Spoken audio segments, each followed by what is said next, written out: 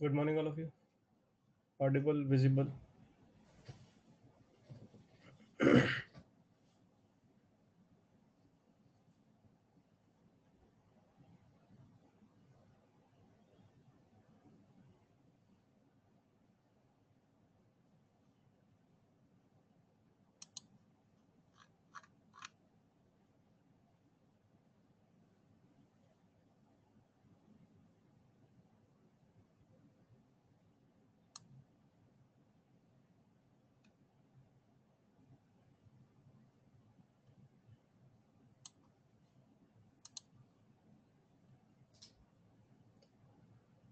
ठीक है। ये हमने कल घर के लिए दिया था लास्ट क्लास में, है ना? होपफुली कर लिया होगा। सिंपल क्वेश्चन है।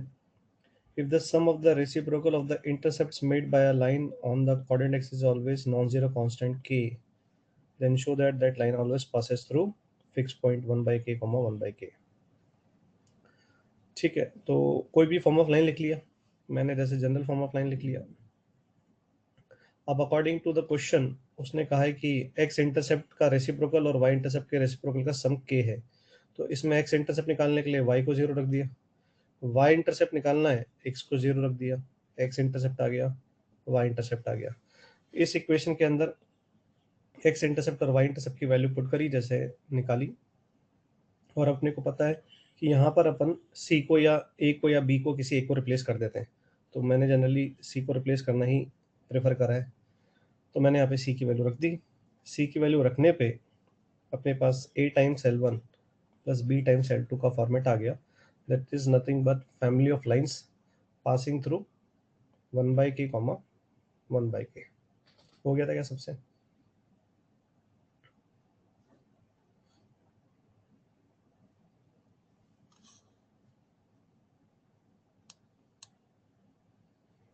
मेरे को अगर इसका आंसर कुछ ही लोगों ने दिया, इसका मतलब मैं मान रहा हूँ कि बाकी लोगों से सॉल्व ही नहीं हुआ है, और बहुत शर्म की बात है सच्ची में।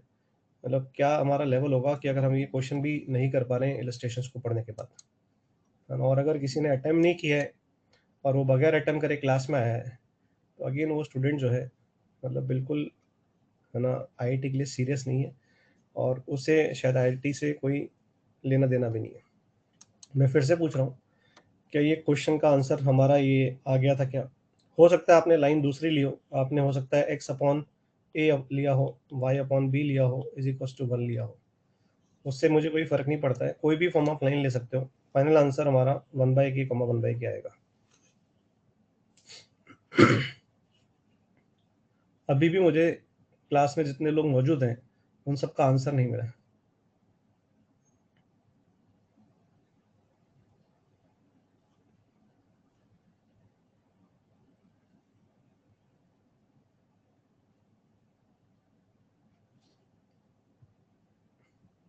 अभी भी नहीं मिला है सबका आंसर। तो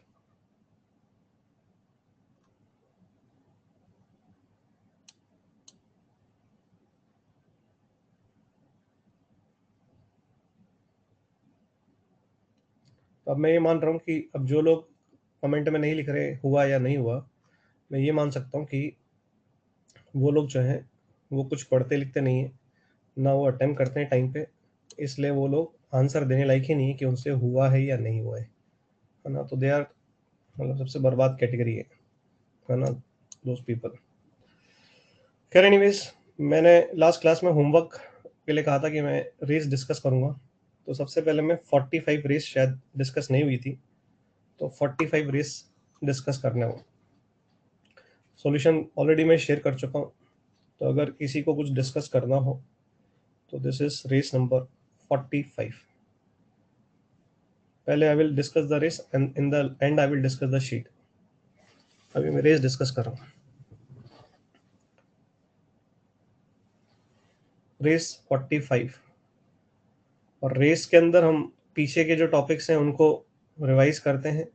तो अगर कोई अगेन इनको नहीं कर रहा है ना, क्योंकि कई बच्चे हर वक्त बहाना इस्तेमाल करने के लिए लगे रहते हैं कि सर हम टेस्ट की तैयारी कर रहे थे, इसलिए सर हमने होमवर्क नहीं किया। तो ऐसे लोगों की तैयारी जो है वो धरी रहती है, क्योंकि ये तैयारी नहीं है, ये सिर्फ बहानाबाजी है। क्योंकि इसके अंदर क्या करना है अपने को, 1 घंटा देना है ना मैक्सिमम। और 1 घंटे में हमारा पिछले जितने भी टॉपिक्स पढ़े तो उसके 1-1, 2-2 क्वेश्चंस हमें मिल जाएँगे हमें प्रैक्टिस करने के लिए। तो बच्चा अगर कोई टेस्ट के लिए तैयारी कर रहा है, तो इससे बढ़िया तो उसके लिए कुछ हो ही नहीं सकता है ना? लेकिन obviously there are few students जो हर चीज़ में बहाने ढूँढेंगे।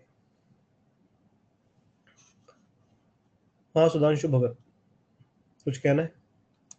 माइक ऑन कर रहा हूँ, बोलो।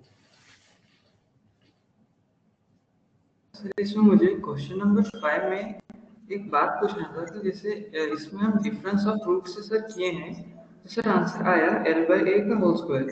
सर लेकिन मैं सोच रहा हूँ जैसे ax² plus bx plus c में अगर हम ट्रांसफॉर्मेशन ऑफ रूट्स लगाएं और उसके बाद फिर हम वो जो इक्वेशन है उसको Lx² plus mx plus n से कंपेयर करेंगे, तो सर उसमें मेरा आंसर a, c और d तीनों आ रहा है, क्योंकि उसमें मेरा a = L आ रहा है।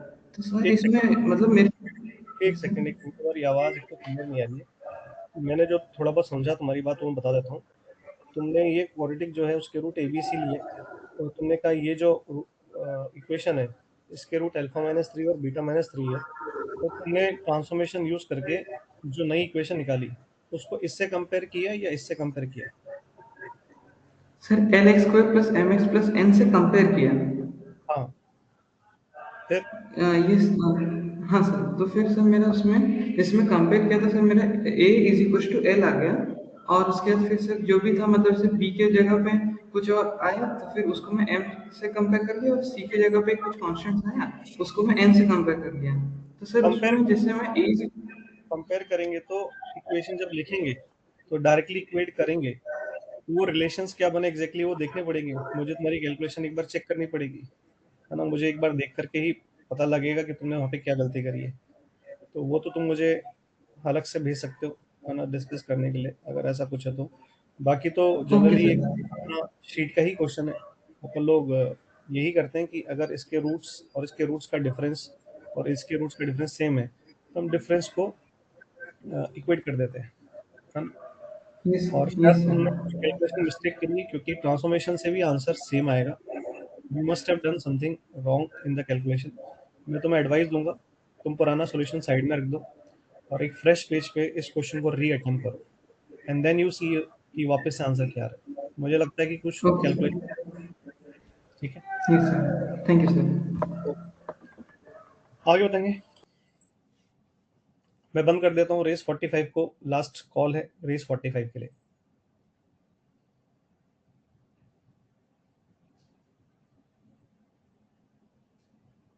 ठीक है, 46 रेस, जिन्होंने भी 46 रेस में कुछ डिस्कस करना हो बता सकते हैं।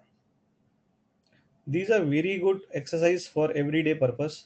पुराने टॉपिक्स का आपका अच्छा खासा रिवीजन होता है। इसको तो इसीलिए मैं रेगुलर भी दे रहा हूँ, आप देख रहे हो कि पुराने टॉपिक रिवाइज होते रहे ताकि उनका रिवीजन होता रहे। और अगर कोई बच्चा इनको नहीं कर रहा है ना, मैं सीरियसली बता रहा हूँ, वो बच्चा बिल्कुल भी सीरियस नहीं है पढ़ाई को लेके। 46 रेस, और अगर आपसे ये सारे क्वेश्चन बन जाते हैं, आपको सॉल्यूशन देखने की ज़रूरत नहीं पड़ती है, इट मीन्स कि आपने बहुत अच्छे से रिवीजन कर रखा है शीट का, नोट्स का, और you are doing very well, है ना? आपका प्रोसेस जो पढ़ाई का है वो बढ़िया है, इसी को कंटिन्यू रखें। 46 रेस,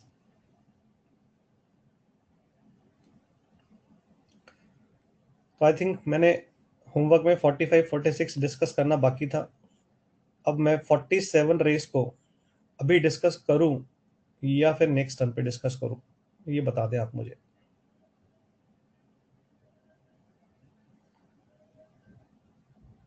ठीक है, ऑलमोस्ट 90% पीपल हैव सेड आज ही करें सर, तो I am taking out 47 also. ये 47 है, इसमें बताएंगे if there is something to be discussed, जो डिस्कस करना हो।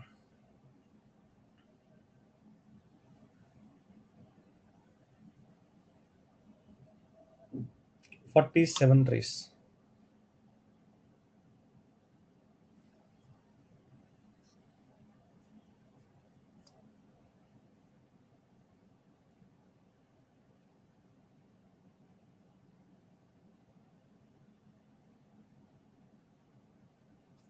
47 रेस। एक स्टूडेंट ने क्वेश्चन नंबर 3 के लिए कहा है। क्वेश्चन नंबर 3 में तो मुझे सच्ची में समझ में नहीं आया कि क्या प्रॉब्लम है। ये एंगल अल्फा प्लस बीटा, ये एंगल अल्फा माइनस बीटा है। तो हम लोग यहाँ से क्या निकालना चाहते हैं, 3 अल्फा प्लस बीटा। सब में 3 अल्फा प्लस बीटा ही है, तो कोई प्रॉब्लम ही नहीं है। तो अपन 10 का 3 अल्फा प्लस बीटा कैसे बना सकते हैं? तो इसके लिए मेरे को एक बीटा को उड़ाना है, तो 2 टाइम्स मैं अल्फा प्लस बीटा ले लूँ, है ना। ये तो जाएगा 2 अल्फा प्लस 2 बीटा। मुझे एक अल्फा जोड़ना है और एक बीटा घटाना है, तो अल्फा माइनस बीटा एंगल की वैल्यू भी पता है, तो ये सीधे इसके बराबर हो गया। और अगर मुझे ये वैल्यू पता है तो मैं इसका, अगर इसको थीटा मानूं तो 10 टू थीटा को मैं इजीली निकाल ही लूँगा, क्या होगा। आई थिंक बहुत ही ईजी क्वेश्चन है, सरप्राइजिंगली पता नहीं क्यों नहीं हुआ है, बहुत ही ईजी क्वेश्चन है। आई होप समझ में आ गया होगा। और ऐसे क्वेश्चन हम लोग काफ़ी करते हैं अगर शीट करी हुई है तो। इसके अलावा एनी अदर क्वेश्चन? एक स्टूडेंट ने क्वेश्चन नंबर 1 पूछा है। Again a bit surprised. Straight line की इक्वेशन और इंटरसेप्ट फॉर्म पढ़ा चुका हूँ, तो अगेन आई एम सरप्राइज्ड। थोड़ा सा मतलब एक दो बच्चों का मुझे नाम याद हो गया इस बैच में, जो एफर्ट पूरा नहीं लगाते हैं।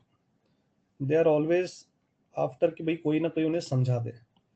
और अगेन मैं बोलूँगा ये हैबिट जो है ये नुकसान करेगी आगे। पहले मैं फर्स्ट क्वाड्रेंट की बात करूँगा। If I talk about first quadrant, तो फर्स्ट क्वाड्रेंट में आपका एक्स और वाई दोनों पॉजिटिव होता है। तो जो लाइन की इक्वेशन है वो x by 4√2 plus y by 3√2 बनेगी, इज इक्वल टू 1। तो अगर मैं इंटरसेप्ट फॉर्म से अगर लाइन को प्लॉट करूंगा तो आपका एक्स इंटरसेप्ट तो 4√2, 0 बनेगा ये पॉइंट, और ये वाला पॉइंट आपका बन जाएगा वाई एक्सिस है, ये एक्स एक्सिस है। तो ये वाला पॉइंट आपका 0, 3√2 आ जाएगा ना। आई थिंक दिख ही रहा है सबको, ये सिमेट्रिक होगा। जैसा ग्राफ इधर बना है उसी तरह से अगर आप चाहो तो सेकंड क्वाड्रेंट के लिए प्लॉट कर लेना, सिमेट्रिक आएगा इस तरह का। आप बना के देख लेना, जैसे मैंने फर्स्ट क्वाड्रेंट में एक्स और वाई पॉजिटिव लिया है, आपका सेकंड थर्ड में क्या होगा। अब ये एक राइट एंगल ट्रायंगल है, इसका एरिया अगर मान लेते हैं ए है, तो इसका भी ए ही आएगा, इसका भी ए ही आएगा, इसका भी ए ही आएगा। तो टोटल एरिया जो आंसर में आना चाहिए वो 4 आना चाहिए। अब 4 टाइम्स ए की वैल्यू क्या होगी, राइट एंगल ट्रायंगल है तो हाफ, इस वाले ट्रायंगल की बात कर रहा हूँ मैं, half base into height, 4√2 and 3√2। I think ये हमारा आंसर निकल आएगा। ठीक है, आई थिंक बहुत ही इजी है और कर लेना चाहिए था, है ना। ऐसा क्वेश्चन मेंस में आता है ना। मतलब तुम सोचोगे कितना लल्लू क्वेश्चन है कि हमने भी स्ट्रेट लाइन को मतलब चालू किया और हमसे ये क्वेश्चन हो गया आराम से। बिलीव मी कि ये क्वेश्चन बहुत स्ट्रेट लाइन में आता है। पूछा जाता है जेई मेंस वगैरह में, और थोड़ा सा शिफ्टिंग करके भी बनाते हैं। शिफ्टिंग हम आज पढ़ेंगे, तो यही तरह के क्वेश्चन को शिफ्टिंग से भी पूछ लेते हैं वो लोग कई बार।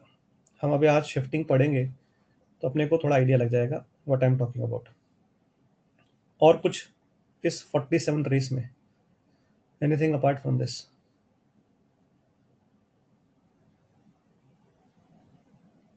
ठीक है, तो आई थिंक अब मैं रेस बंद कर देता हूँ, and now I will focus on theory. तो ये क्वेश्चन होमवर्क वाला डिस्कस हो चुका है। आगे बढ़ते हैं हम लोग नेक्स्ट आर्टिकल की तरफ, that is equation of diagonals of a parallelogram.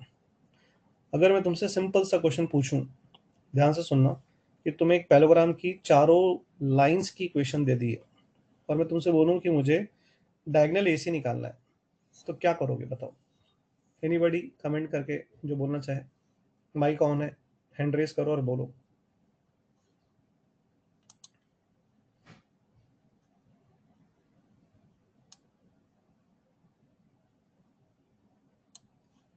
बोलो भाई, हैंड रेस।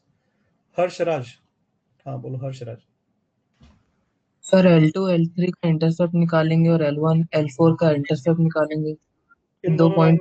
सॉल्व करोगे तो ये कोऑर्डिनेट आ जाएगा, इन दोनों लाइन को सॉल्व करोगे तो ये कोऑर्डिनेट आ जाएगा, और ये कोऑर्डिनेट आ गया तो इसी की इक्वेशन आ तो जाएगी। फिर लाइन। इसी तरह से अगर मैं यस बीडी सर। की पूछ रहा हूँ तो तुम बोलोगे सर ये निकाल लो और ये निकाल लो और लिख दो सर बीडी की इक्वेशन। बिल्कुल सही है, सबको समझ में आ गया तरीका। अगर आपको चारों लाइंस लल्लाग्राम की दे दी जाए तो can you right the equation of the diagonals of the parallelogram? Yes या नो, 1 या 2 टाइप कर देंगे सब लोग भाई। टाइप करने में बहुत कंजूसी है, पता ही नहीं चलता कितने लोगों को समझ में आ रहा है, कितने लोगों को समझ में नहीं आ रहा है।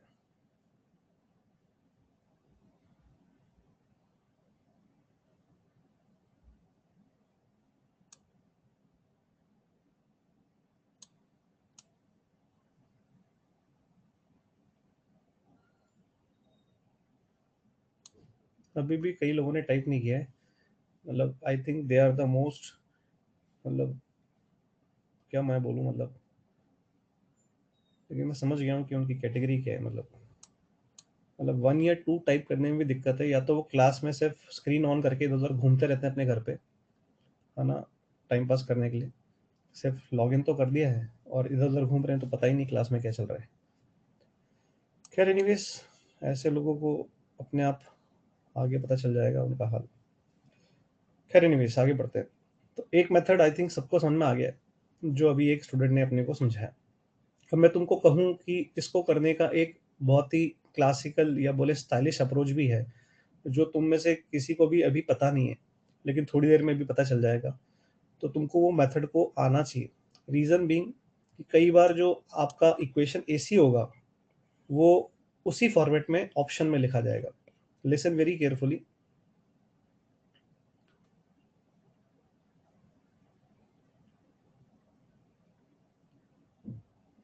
क्या कह रहा था मैं यार, जब मैं पढ़ा रहा हूँ ना, तो उस समय प्लीज़ कमेंट मत करा करो, है ना, क्योंकि मैं फिर इधर कमेंट आता है तो मुझे लगता है कोई कुछ पूछना चाह रहा है, और फिर कोई बेकार सा, है ना, कमेंट लिखा होता है बेकार का, टाइम पास वाला। तो इसलिए प्लीज़, है ना, जब मैं पढ़ा रहा हूँ तो इधर देखें, कमेंट ना लिखें उस समय। जब लिखने को कहता हूँ तब नहीं लिखते हो। तो अब मैं एसी की अगर इक्वेशन पूछूंगा तो वन ऑफ द मेथड यही है कि आप ये लाइन सॉल्व करके ए और सी निकाल लो और लाइन की इक्वेशन लिख दो। अब एक बहुत ही स्टाइलिश अप्रोच है जो अपने को आना चाहिए, क्योंकि कई बार ऑप्शन में उसी तरीके से आंसर लिख दिया जाता है, तो अपने को पकड़ में जल्दी आ जाता है। मैं क्या कह रहा हूँ, अगर मुझे इक्वेशन ऑफ डायगोनल एसी निकालना है, डायगोनल एसी, तो मैं को तरीका पहले समझा रहा हूँ, फिर मेथड का लॉजिक समझाऊंगा। एसी डायगोनल के ऊपर दो लाइंस कौन सी हैं? L3 और L4 है। तो क्या करोगे तुम लोग, L3 इंटू L4 लिखोगे। एसी डायगोनल के नीचे दो लाइन कौन सी है? L1 और L2। तो बीच में माइनस लगा के L1 L2 लिखोगे और इज इक्वल टू 0 लिख दोगे। ये मेरा एसी डायगोनल का इक्वेशन होगा। अब तुम बोलोगे सर ये तरीका तो लिखने का समझ में आ गया, आपने जो बोला समझ में आ गया, जो डायगोनल है उसके ऊपर की दो लाइंस का प्रोडक्ट लिख दो, माइनस नीचे की दो लाइंस का प्रोडक्ट लिख दो। कोई बच्चा ये सोच रहा होगा सर उल्टा लिख दूं क्यों, अगर L1 L2 पहले लिख दूं और माइनस L3 इंटू L4 लिख दूं तो गलत है क्या? तो आई थिंक यहीं से दिख रहा है कि माइनस मल्टीप्लाई कर देंगे तो बात एक ही है ना, तो कोई फर्क नहीं पड़ेगा। अब तुम सोचोगे कि सर ये एसी डायगोनल कैसे, how this is AC diagonal. तो लॉजिक समझने की कोशिश करना, जो मैं बोल रहा हूँ एक ही बार बोलूंगा, ध्यान से सुन लेना, उसके बाद फिर तुम बार बार बोलोगे कि सर वापस बता दो, मैं नहीं बताऊंगा, इसलिए बहुत ध्यान से सुनना। लिसन वेरी वेरी केयरफुली, ध्यान से देखना। मान लेते हैं ये L1 है, ये L2 है, ये L3 है, ये L4 है। ध्यान से देखो, L1 और L3 पैरेलल नजर आ रही है क्या? कैन यू सी L1 और L3 पैरेलल? तो होगी, सही पैलोग्राम की बात कर रहे हैं तो। और ये भी पैरेलल दिख रहा है, बिल्कुल है सर। तो ये मैंने ऐसी लाइन लिखी है जो पैलोग्राम बना सके। अब तुम रेंडमली कुछ भी लिख दोगे तो गलत हो जाएगा। पैलोग्राम बनने के लिए ये लाइन और ये लाइन आपस में पैरेलल होनी चाहिए, और ये लाइन और ये लाइन आपस में पैरेलल होनी चाहिए, पहली चीज। दूसरी चीज, जब मैं इस इक्वेशन में L3 इंटू L4 करूंगा, तो ध्यान से look at L3 into L4। L3 into L4 जब करेंगे तो ध्यान से देखो, मल्टीप्लाई करोगे तो क्या मिलेगा? A1 A2 एक्स स्क्वायर मिलेगा, एक B1 B2 वाई स्क्वायर मिलेगा। दिख रहा है सबको? पहले दो टर्म दिखे, फिर तुम्हें दिखेगा एक A1 into B2 x Y, एक तुम्हें मिलेगा A2 B1 एक्स वाई, और ऐसे कुछ टर्म और आएंगे, है ना। तुम लोग मल्टीप्लाई करके देख सकते हो अपने आप, है ना, मुझे मल्टीप्लाई का नहीं सिखाना है, ठीक है ना। अब ध्यान से सोचना, जब अगर तुम L1 को L2 से मल्टीप्लाई करोगे तो ध्यान से देखो क्या मिलेगा, फिर से A1 A2 एक्स स्क्वायर मिलेगा, B1 B2 का वाई स्क्वायर मिलेगा, फिर तुम्हें मिलेगा A1 B2 एक्स वाई, फिर तुम्हें मिलेगा A2 B1 एक्स वाई, और आगे कुछ टर्म्स मिलेंगे। समझ रहे हो बात को? तो कैन यू सी, जब माइनस साइन बीच में आएगा तो आपका जो एक्स स्क्वायर वाला टर्म है, वाई स्क्वायर वाला टर्म है, और एक एक्स वाई वाला टर्म है, वो सब आपस में एक दूसरे को काट देंगे। समझ में आ रहा है? तो जो लोग को लग रहा था ना कि जब इनको मल्टीप्लाई कर रहे हैं और इनको मल्टीप्लाई करके घटा रहे हैं तो सर ये तो लाइन आ ही नहीं सकता, तो line is a linear equation in x and y. I have shown you कि जब हम इसको मल्टीप्लाई और इसको मल्टीप्लाई करके घटाएंगे तो एक्स स्क्वायर वाला टर्म, वाई स्क्वायर वाला टर्म और एक्स वाई वाला टर्म आपस में एक दूसरे को काट देंगे। ये समझ में आया क्या? तो आपको आपस में जब ये कट के दिखेगा तो यहां पर आपको एक लीनियर इक्वेशन ही मिलेगी एक्स एंड वाई में। यू कैन चेक दैट, है ना, अगर चाहो तो तुम अभी के अभी देख सकते हो। Can you see that? फटाफट जल्दी से, I would like everyone to see by multiplication and subtracting whether you are getting a linear equation in x and y or not. I am giving you 1 minute, करके देखो एक बार।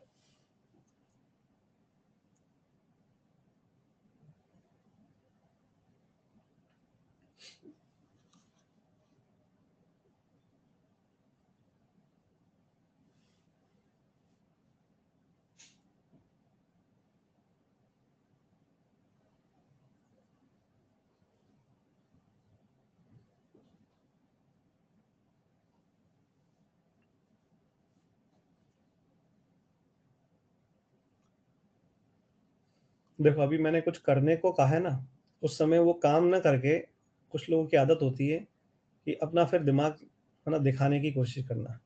मतलब अगर मैं ये बात किसी पैलोग्राम के लिए कह रहा हूँ तो जो जो फिगर पैलोग्राम है उनके लिए तो ऑटोमेटिकली होल्ड करेगा, है ना। इतना अक्ल होना चाहिए आईआईटी की अपन तैयारी कर रहे हैं तो, है ना। लेकिन फिर भी मैंने देखा है कि कुछ लोगों की आदत होती है, अब मैंने कह दिया ये करके देखो तो कर तो नहीं रहे वो काम, टाइम पास करने के लिए क्या करेंगे, कुछ भी कमेंट लिख दो।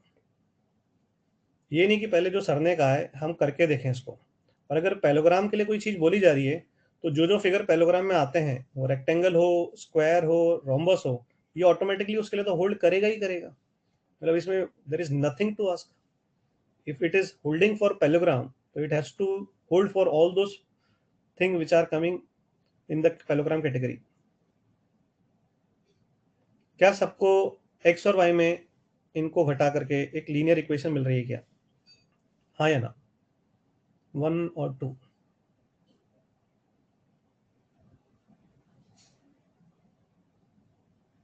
आई थिंक अभी भी कुछ लोग कर रहे हैं, उनकी कैलकुलेशन पूरी नहीं हुई है। ठीक है, तो पहली चीज समझ में आ गई सबको। जिनको लग रहा था कि हम इनको मल्टीप्लाई करेंगे तो हो सकता है सर इसमें एक्स स्क्वायर का टर्म आए या वाई स्क्वायर का आए या एक्स इंटू वाई का है, आई थिंक सबको पता चल चुका है ये टर्म्स इसमें आने नहीं वाले हैं। पहली चीज तो मैंने शो कर दी है तुमको, तुमने खुद ने देख ली है कि ये एक लीनियर इक्वेशन है एक्स और वाई में। अब तुम्हें linear equation x and y से मैंने क्या समझाया था कि linear equation x and y represents a straight line, यही बताया था मैंने। अगर मैं ये शो कर दूं कि जो स्ट्रेट लाइन है वो ए और सी के कोऑर्डिनेट्स को सेटिस्फाई कर रही है, तो दो अलग अलग कोऑर्डिनेट से क्या एक ही लाइन पास कर सकती है क्या? हाँ या ना?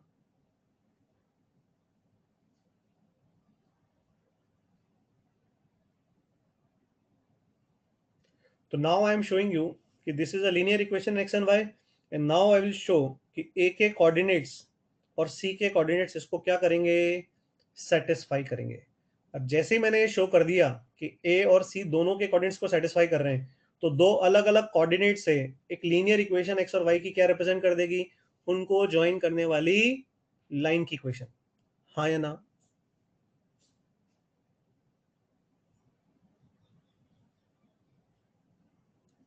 नाउ बहुत ध्यान से सुनना, ये जो कोऑर्डिनेट है सी का, बहुत ध्यान से सुनेंगे, देखो लॉजिकल। सी का कोऑर्डिनेट मान लेते हैं अल्फा कॉमा बीटा है। क्या अल्फा कॉमा बीटा L3 को सेटिस्फाई करेगा क्या? इसका मतलब अगर अल्फा कॉमा बीटा मैंने L3 लाइन में डाला तो क्या वो 0 के बराबर वैल्यू देगा? ठीक है, क्या अल्फा कॉमा बीटा L2 के अंदर डालूंगा तो क्या वो L2 को 0 बना देगा, क्योंकि वो L2 पे लाई कर रहा है। समझ में आ गया क्या? तो इसका मतलब मैं शो करने वाला हूँ कि मान लेते हैं इसके कोऑर्डिनेट अल्फा कॉमा बीटा है। नाउ आई विल शो कि सी के कोऑर्डिनेट इसको सेटिस्फाई कर रहे हैं, यानी कि ये वैल्यू LHS भी 0 आना चाहिए और RHS भी 0 है। तो मैं शो कर देता हूँ। तो जैसे ही तुमने सी के coordinate alpha comma beta put करे यहाँ पे, तो फर्स्ट टर्म में बताओ L3 है क्या? तो क्या L3 में डालते ही L4 में कुछ भी हो रहा हो, क्या ये प्रोडक्ट 0 बन जाएगा क्या? हाँ या ना? और उसी तरह से अगर इस वाले टर्म में देखो तो आपको L1 L2 में यहाँ पे L2 दिख रहा है जिसको C सेटिस्फाई करेगा, तो क्या L2 के अंदर रखते ही ये प्रोडक्ट भी 0 हो जाएगा क्या? इसका मतलब समझ गए क्या? कि 0 minus 0 is equal to 0, LHS is equal to RHS। I hope सबको समझ में आ गया है कि C के कोऑर्डिनेट्स को सेटिस्फाई करें। And I think on the same basis I can say कि अगर इसके गामा कॉमा डेल्टा है तो वो L1 को सेटिस्फाई करेगा और L4 को करेगा।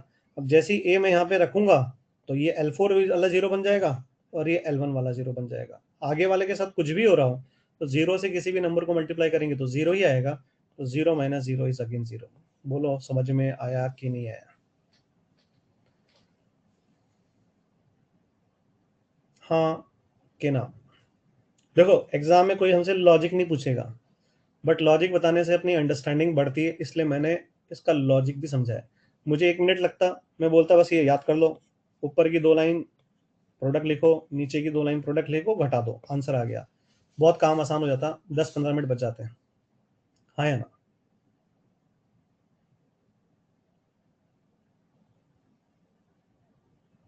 क्लियर है क्या? रचित मेहता ने एक अच्छा क्वेश्चन पूछा है। रचित मेहता ने कहा कि सर अगर मैं यहाँ पे प्लस लेता तो क्या होता? सर माइनस पे तो आपने दिखा दिया कि एक लीनियर इक्वेशन आएगी एक्स और वाई में। सर अगर आप बीच में यहाँ पे प्लस लेते तो क्या होता? वेरी गुड क्वेश्चन, बट ये अभी हमारे काम का नहीं है इस समय, लेकिन मैं फिर भी इसका आंसर देना चाहूंगा। अगर आप यहाँ पे प्लस ले लेते तो ये आपका एक सेकंड डिग्री का कर्व आता, ये एक सेकंड डिग्री कर्व आता। समझ रहे हो बात को? This is second degree curve आता, ये भी एक सेकंड डिग्री कर्व आता। तो आपको क्या मिलता? ए से और सी से पास होता हुआ कोई सेकंड डिग्री कर्व मिलता। अब वो कर्व क्या होगा ये हम आगे जब पूरी कोऑर्डिनेट ज्योमेट्री पढ़ लेंगे तो उससे जज भी कर पाएंगे ये कर्व क्या होगा। अभी अपन जब पूरी कोऑर्डिनेट ज्योमेट्री को एनालाइज कर लेंगे, अभी तो हम स्ट्रेट लाइन ही पढ़ रहे हैं, फिर हम सर्कल पे आएंगे, तो जब हम कोनिक तक पहुंचेंगे तो हम हर एक सेकंड डिग्री कर्व को जो जो हमारे डोमेन का है, मतलब हमारे काम का है, उसको हम पहचानना भी सीख लेंगे। समझ में आया क्या?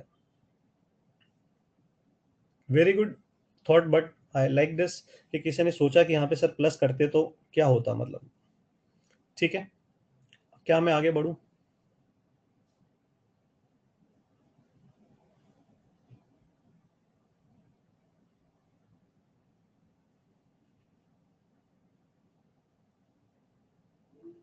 ठीक है, आई थिंक इतना डिस्कशन इस पे मोर देन सफिशिएंट है। आई थिंक इसको लिखने का तरीका सबको समझ में आ गया क्या? कि जो आप डायगोनल लिख रहे हो लल्लाग्राम का, तो उसके ऊपर के दोनों लाइंस का प्रोडक्ट माइनस उसके नीचे के दोनों लाइंस का प्रोडक्ट, कोई सा भी पहले लिख दो, कोई सा भी बाद में लिख दो। ठीक है, यहाँ तक लॉजिक समझ में आ गया सबको? तो मैं यहाँ पे एक लाइन और लिखना चाह रहा हूँ कि ये आपका आएगा linear equation, linear equation in x and y which is satisfied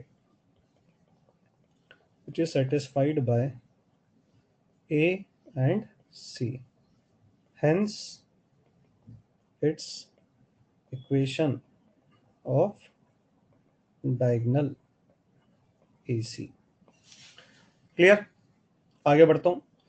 इसी में एक और मैंने पार्ट तुम्हारे लिए लिख दिया है कि तुम बताओगे मुझे कि ये आंसर क्या होगा। अगर मुझे BD डायगोनल की इक्वेशन लिखनी है, अभी जो मैंने लॉजिक बताया उससे डायरेक्टली आंसर क्या लिखेंगे अपन?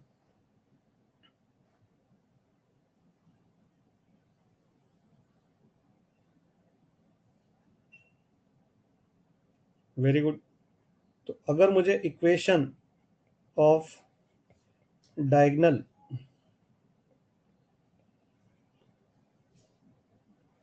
BD लिखना है तो मेरा आंसर होगा L1 L4 minus L2 L3 is equal to 0, और the other way round.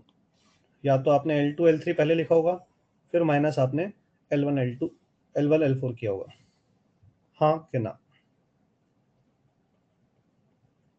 Logic clear है? अच्छा, मैं तुमको वैसे तो जरूरत नहीं पड़ेगा, लेकिन मैं तुमसे यहाँ पर कहूँ कि अपन एक और मेथड बता दें डायगोनल को निकालने का, बस अगेन टू थिंक, तो देखें कितने लोग एक और मेथड सोचें। क्या तुम और कोई मेथड सोच सकते हो कि तुम्हें डायगोनल बीडी निकल जाए? अभी मैंने एक तरीका बताया, हमारी क्लास में एक बच्चे से पूछा था तो उसने कहा था सर ये दोनों लाइन सॉल्व करो, ये कोऑर्डिनेट निकालो, ये दोनों लाइन सॉल्व करो, ये निकाल लो, लिख दो सर। अब मैंने तुम्हें एक थोड़ा स्टाइलिश अप्रोच बताया, कोई और तरीका जो तुम्हारे दिमाग में आ रहा हो कि सर देखो ऐसा कुछ कर लें, डायगोनल बीडी लिखना है और तुम्हें चारों डायगोनल्स पता है लल्लाग्राम के। कोई बोलना चाहेगा? Manav, Manav you can speak. Sir family of line से लिख सकते हैं, बी से पास होते हुए L1 प्लस कोई K L2 फिर 0, उससे आ जाएगा ना सर इक्वेशन ऑफ BD। वो के कैसे निकालेंगे?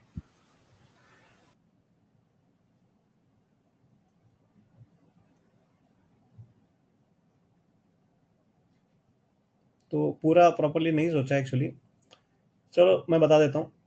यहाँ पे कुछ लोग एंगल बाइसेक्टर वगैरह की बात कर रहे हैं, बट एक्चुअली कोई मतलब पैलोग्राम में ये दोनों एंगल बराबर हों ये ज़रूरी नहीं होता, रोम्बस में बराबर हो जाते हैं। तो I am talking about general parallelogram. खैर एनीवेज, मैं यहाँ पर एक तरीका समझाता हूँ जो सिर्फ अपन यहाँ पे ये नहीं कह रहे पैलोग्राम में ही लगेगा, इनफैक्ट आप वो क्वाड्रेटल में भी सोच सकते हो। तो ध्यान से देखना, सपोज करो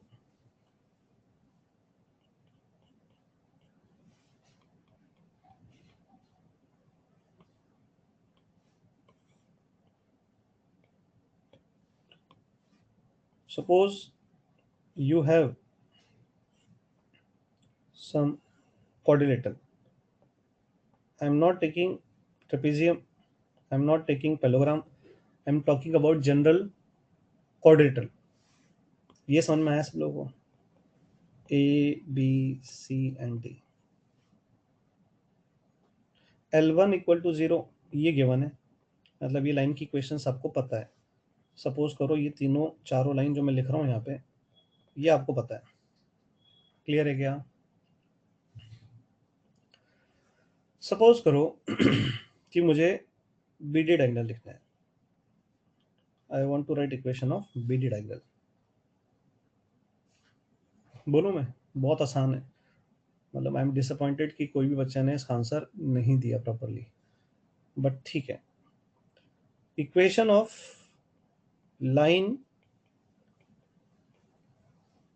BD can be written as L1 plus lambda L2 equal to 0. Yes or no?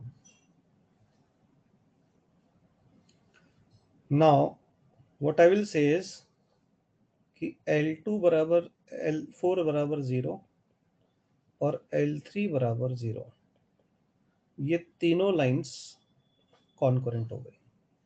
तो कंडीशन ऑफ कॉन्करेंसी, और कंडीशन ऑफ कॉन्करेंसी लगाएंगे तो क्या नोन बचा था? लैम्डा, लैम्डा आ जाएगा। ये समझ में आया क्या? चौथा मेथड इसी के अंदर, ये तो मैंने कंडीशन ऑफ कॉन्करेंसी से बताया। L1 plus lambda L2 is any line passing through intersection of this, तो ये B से पास करने वाली लाइन होगी। तो तुम बोलोगे सर B से तो इनफाइनाइट लाइंस पास करेंगी, अब उसे D बनाओ BD। तो इन दोनों लाइन को सॉल्व करके क्या हम D के कोऑर्डिनेट्स निकाल सकते हैं क्या?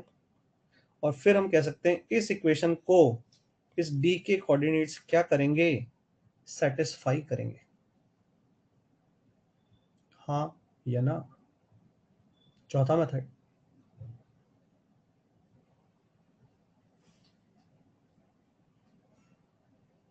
हाँ या ना? पांचवा मेथड ऐसा है कि BD लाइन की इक्वेशन अपन ने अगर L1 प्लस लैम्डा L2 लिखी तो हम BD लाइन की इक्वेशन को L3 प्लस सम म्यू टाइम्स L4 बराबर 0 भी लिख सकते हैं, लिख सकते हैं क्या? अब हमारे पास दो अननोन हो गए, लैम्डा और म्यू, और अब हम इन दोनों लाइन को क्या कर लें, कंपेयर कर लें। कुछ पल्ले पड़ा? तो जब कंपेयर करेंगे तो लैम्डा और म्यू में आपको दो इक्वेशन मिल जाएगी, तो आप या तो लैम्डा निकाल लेना या म्यू निकाल लेना। लैम्डा निकले तो यहाँ रख करके आंसर निकाल लेना, म्यू पहले निकले तो म्यू को यहाँ रख के आंसर निकाल लेना। कितने मेथड बता दिए मैंने? 5 बता दिए। टोटल मैंने 5 मेथड बता दिए, और इन 5 मेथड में ये जो आखिरी के जो मैंने 3 मेथड डिस्कस किए हैं, ये 3 तो आपके किसी भी जनरल क्वाड्रिलेटरल पे होल्ड करेंगे, और ये जो आपको मैंने बताया था, इनफैक्ट 4 मेथड इस पे होल्ड करेंगे। इन दोनों लाइन को सॉल्व करके डी के कोऑर्डिनेट्स निकाल लो, इन दोनों लाइन को सॉल्व करके बी के निकाल लो और बी डी की इक्वेशन लिख दो। लेकिन जो ये वाला मेथड है, डायरेक्ट वाला मेथड जो अपन ने क्लासिकल वाला देखा है, ये सिर्फ और सिर्फ लल्लाग्राम के लिए। क्लियर है क्या? आई थिंक काफ़ी कर लिया है डिस्कशन इस पे, आगे बढ़ना चाहिए मुझे। दिस इज फॉर, मैं क्वाड्रिलेटरल की बात कर रहा था, है ना, मैं लिख भी देता हूँ यहाँ पे, ये क्वाड्रिलेटरल की बात हो रही है, not talking about just parallelogram, ये जनरल बात करी अपन ने। ठीक है, बढ़े आगे।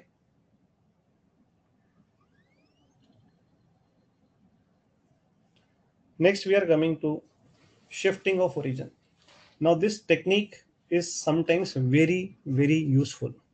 Now this is something जो हर एक बच्चे को आना ही चाहिए, और अगर वो ये नहीं सीखेगा, मान लो कोई भी स्टूडेंट इसको सोचता है कि मैं इसके बिना काम चला लूँगा, तो उसको आगे कैलकुलस में भी दिक्कत आएगी, क्योंकि ये कैलकुलस में भी बहुत काम आता है। तो ये सिर्फ अलजेब्रा में या कोऑर्डिनेट ज्योमेट्री में, ये नहीं कह रहे अपन शिफ्टिंग से फ़ायदा होता है ना, आपको कैलकुलस में भी इसका बहुत यूज़ मिलेगा, और ये बहुत आसान है। इनफैक्ट अगर ये मैं जो कॉन्सेप्ट है एक 7th-8th क्लास के भी अच्छे बच्चे को समझाऊँ ना, तो वो भी फटाफट इसका आंसर निकाल सकता है, ये इतना आसान है। लेकिन जनरली होता क्या है, बच्चे समझते नहीं है, और फिर जब आगे क्वेश्चंस में यूज़ में आता है तो फिर वो गिव अप मार देते हैं। तो ध्यान से सुनना कि यहाँ पर करने क्या वाले हैं। जैसे क्या होता है, ये अपना ओरिजिनल एक्स वाई प्लेन है, यहाँ पर एक्स है, यहाँ पे वाई है। अब यहाँ पर ये ध्यान रखेंगे अपन कि हम सिर्फ ओरिजिन को उठा के कहीं पे रखना चाह रहे हैं, है ना। यहाँ से उठा के मैंने यहाँ रख दिया, यहाँ रख दिया, यहाँ रख दिया, कहीं पर भी रख दिया, बट मैं एक्सेस को रोटेट नहीं कर रहा हूँ। I am not rotating the axes, I am just shifting origin. तो यहाँ पर मैं एक पोर्शन और पढ़ाऊंगा जो जेई में तो ऐसा नहीं आता है काम, लेकिन अगेन समटाइम स्टूडेंट्स फील कि उसको यूज करके फ्यूचर में हम कुछ क्वेश्चंस देखेंगे तो उनको वो इजी लगते हैं। तो एज सच तो अपने एक ही पार्ट है, सिर्फ shifting of origin without rotation of axes, यही जेई में काम आता है। लेकिन एक और है जो मैं बी पार्ट में पढ़ाऊंगा, जिसमें हम एक्सेस को रोटेट भी करेंगे। क्या इतना समझ में आया अभी तक मैंने क्या बोला? Have you got what I am trying to से?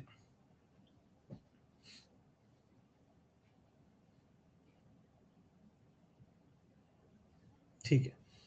अब यहाँ पर मैं क्या कह रहा हूँ कि ये फोटोग्राफ मैंने थोड़ा सा बड़ा कर दिया है यहाँ पे। सपोज करो यहाँ पर अब थोड़ी देर के लिए इसको भूल जाओ, ये नहीं है यहाँ पे, है ना। थोड़ा ध्यान से सुनना पड़ेगा, एक बार बस ध्यान से सुन लिया तो हमेशा के लिए परमानेंट हो जाएगा दिमाग में। ये अपना ओरिजिनल एक्स वाई प्लेन था।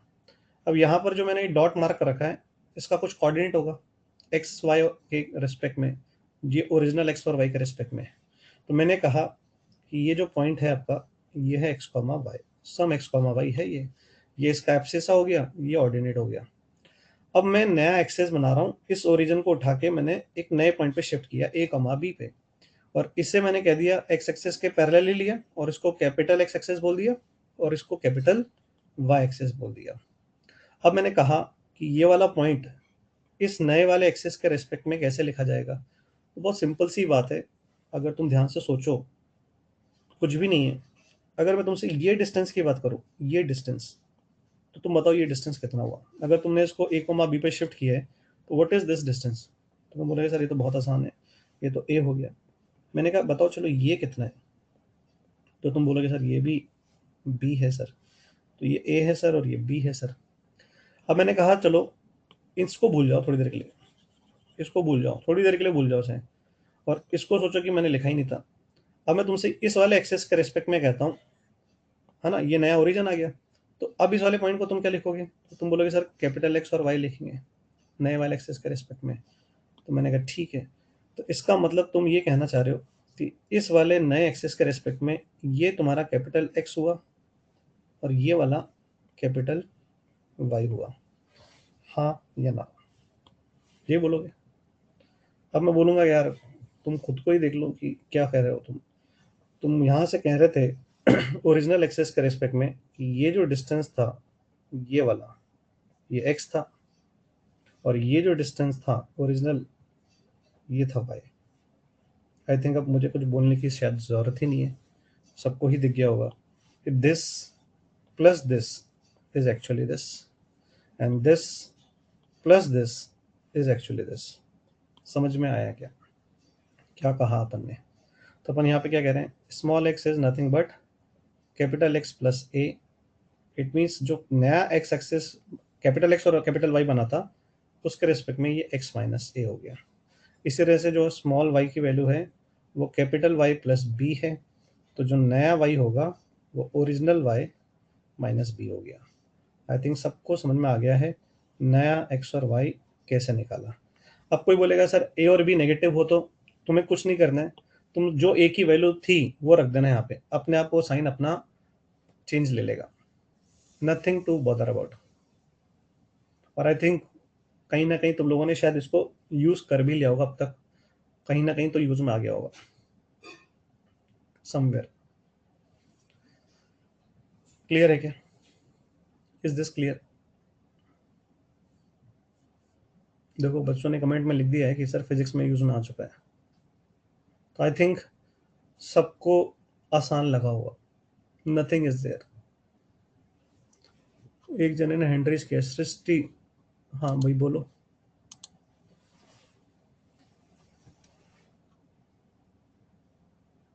सृष्टि जी बोलिए, सॉरी शिरीष है, शिरीष उतरवार।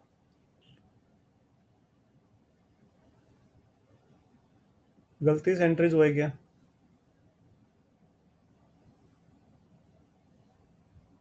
शिरीष गलती से एंट्रीज हो गया है, ठीक है। आई थिंक क्लियर है यहाँ तक?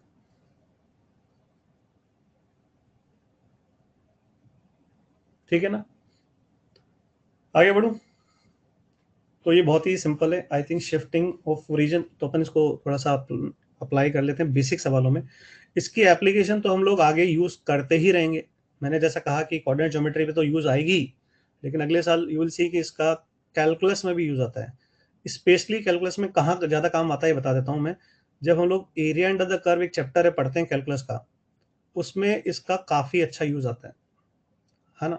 जैसे अभी थोड़ी देर पहले मैं यहाँ पर फोकस में लाता हूँ, एक क्वेश्चन आया था अपनी रेस के अंदर ऐसा, इफ यू कैन रिकॉल, अपन ने डिस्कस भी किया था अभी।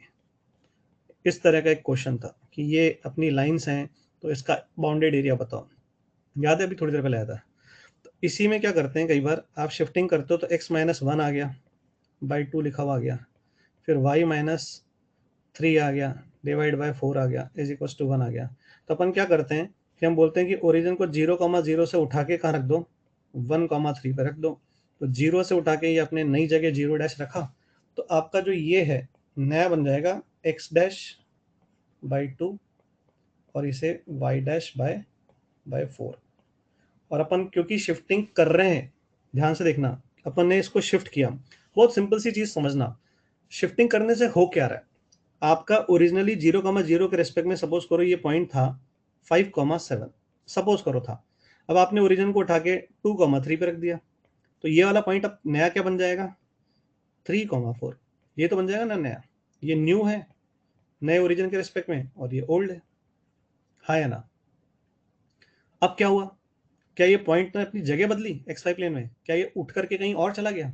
क्या ये अर्थ से उठ करके क्या स्पेस में चला गया? क्या इसकी लोकेशन तो वही है ना, ये अपनी जगह से हिला थोड़ी है। हमने तो शिफ्टिंग करके बस नया पॉइंट का कोऑर्डिनेट निकाल दिया, हाँ या ना? हम लोग तो ये बहुत करते हैं फिजिक्स के अंदर, हम लोग रेफरेंस फ्रेम यूज करते हैं क्वेश्चन को आसान बनाने के लिए। आई थिंक हम लोग तो इससे बड़ा काम कर रहे हैं फिजिक्स में, मैथ्स में तो ये कुछ है ही नहीं उसके आगे।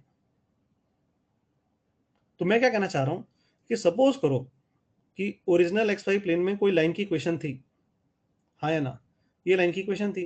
तो अगर मैं इस लाइन को अगर बदल दूं नए एक्स वाई प्लेन के रेस्पेक्ट में, तो ये लाइन का जो इसके साथ एंगल बन रहा है वो थोड़ी चेंज होगा, वो एंगल थोड़ी बदलने वाला है। ये लाइन बस अपने को नए फॉर्म में दिख जाएगी, कैपिटल एक्स और कैपिटल वाई में, बट ये लाइन के अंदर स्लोप बदलेगा नहीं, क्योंकि इसने एंगल नहीं बदला एक्स एक्सिस के साथ। इसका मतलब क्या हुआ कि जब आप शिफ्टिंग करते हो एक पॉइंट से दूसरे पॉइंट पे, तो आपके मेजरमेंट के पैरामीटर्स चेंज नहीं होने वाले। जैसे सपोज करो ये ओरिजिनल एक्स वाई प्लेन है, इस पे एक ट्रायंगल बन रहा है, ये ए है, ये बी है और ये सी है। अब कोई तुमसे कहे ओरिजिन को उठा के यहाँ पे डाल दो इस जगह पे ओ डैश, तो क्या इस ट्रायंगल का एरिया बदल जाएगा? नहीं, एरिया थोड़ी बदलेगा। ये ट्रायंगल के कोऑर्डिनेट्स उठ करके यहाँ कहीं आ जाएंगे, बट इसका बाउंडेड एरिया जो इनके साइड्स के बीच का एरिया है वो तो अभी भी सेम ही रहेगा, वो थोड़ी चेंज होने वाला है, हाँ या ना।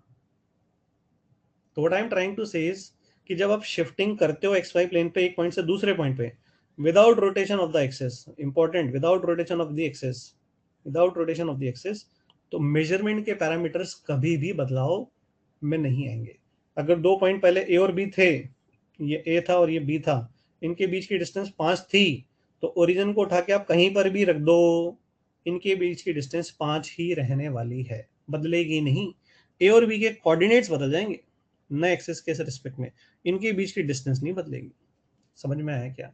अगर कोई स्ट्रेट लाइन थी, आपने 0,0 को उठा करके नई जगह पे रख दिया, ये एंगल जो उसने एक्स एक्सिस के साथ बनाया ये नहीं बदलने वाला, इसका मतलब उसका स्लोप नहीं बदलने वाला। समझ में आया क्या? What I am trying to say is by shifting of origin, measurement parameters such as distance between 2 points, area of any closed figure will not change. समझ में आया क्या?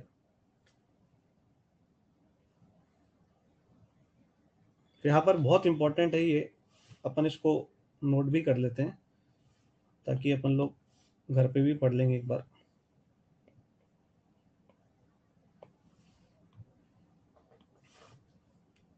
Due to shifting of origin, measurement parameters such as distance between 2 points, slope of line, area of any closed figure does not change. समझ में आया क्या? जल्दी से फटाफट 1 या 2 टाइप कर दो भाई सब लोग।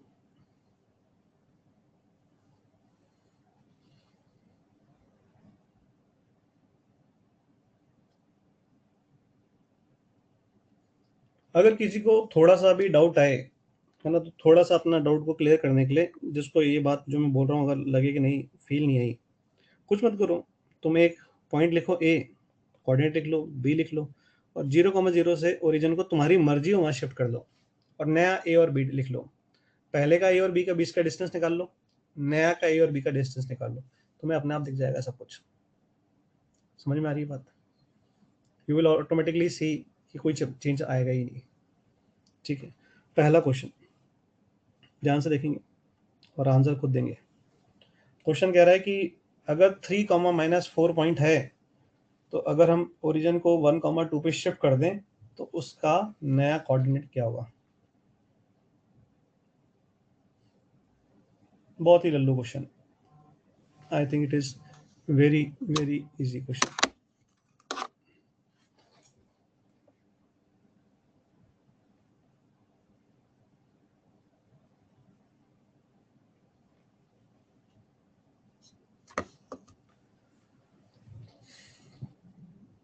अभी भी सब लोगों का आंसर नहीं मिला है मुझे, and it is bit surprising. क्या आंसर क्यों नहीं आया? क्वेश्चन तो लल्लू है, सॉल्व तो करना ही है ना। ऐसा तो नहीं सोचेंगे कि ये तो बहुत ही घटिया सवाल है, मैं तो आंसर नहीं दूंगा या मैं आंसर नहीं दूंगी। तो ये तो गलत सोच विचार है। फिर आंसर तो सबको देना है अगर सॉल्व कर रहे हैं तो। आई थिंक अभी अभी पीछे अपन ने डिस्कस किया था, इसको अपन याद रख सकते हैं कि ये नया एक्स है और ये नया वाई है। ए और बी वो पॉइंट है जहाँ पे अपने शिफ्टिंग करी है। तो कैपिटल एक्स यानी नया एक्स माइनस ए के बराबर, कैपिटल वाई मतलब वाई माइनस बी के बराबर। तो कोऑर्डिनेट्स पॉइंट के क्या थे? तो 3 माइनस 1 करेंगे तो 2 आ गया। वाई की वैल्यू -4 थी, माइनस का 2 करेंगे तो -6 आ गया। इसका मतलब जो नया कोऑर्डिनेट आ जाएगा वो 2, -6 आ जाएगा। क्लियर है क्या? Is it fine?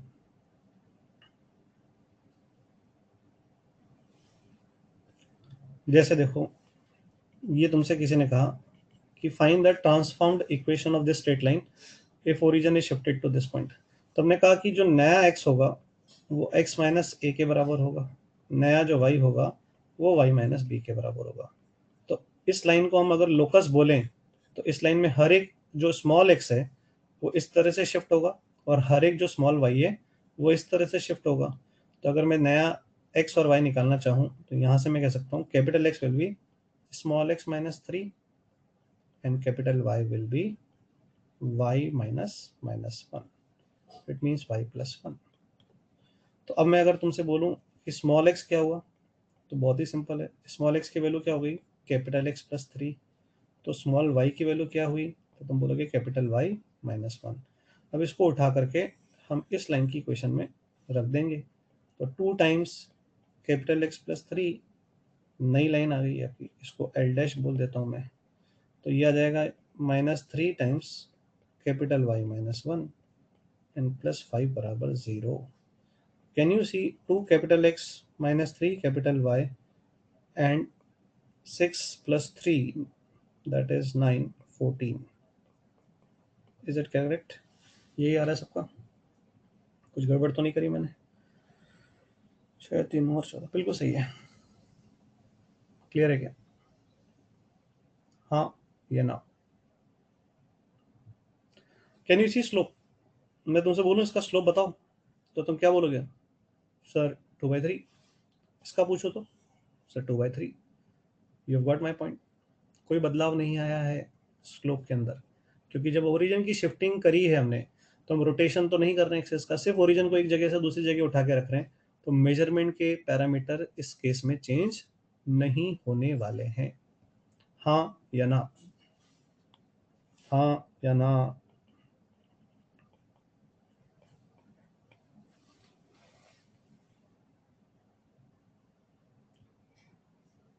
ठीक है,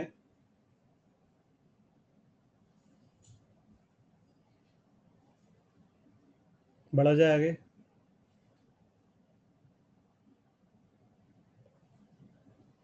इस क्वेश्चन का आंसर क्या दोगे बताओ?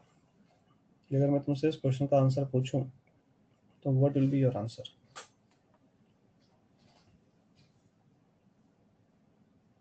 जल्दी से फटाफट सॉल्व करके बता दो।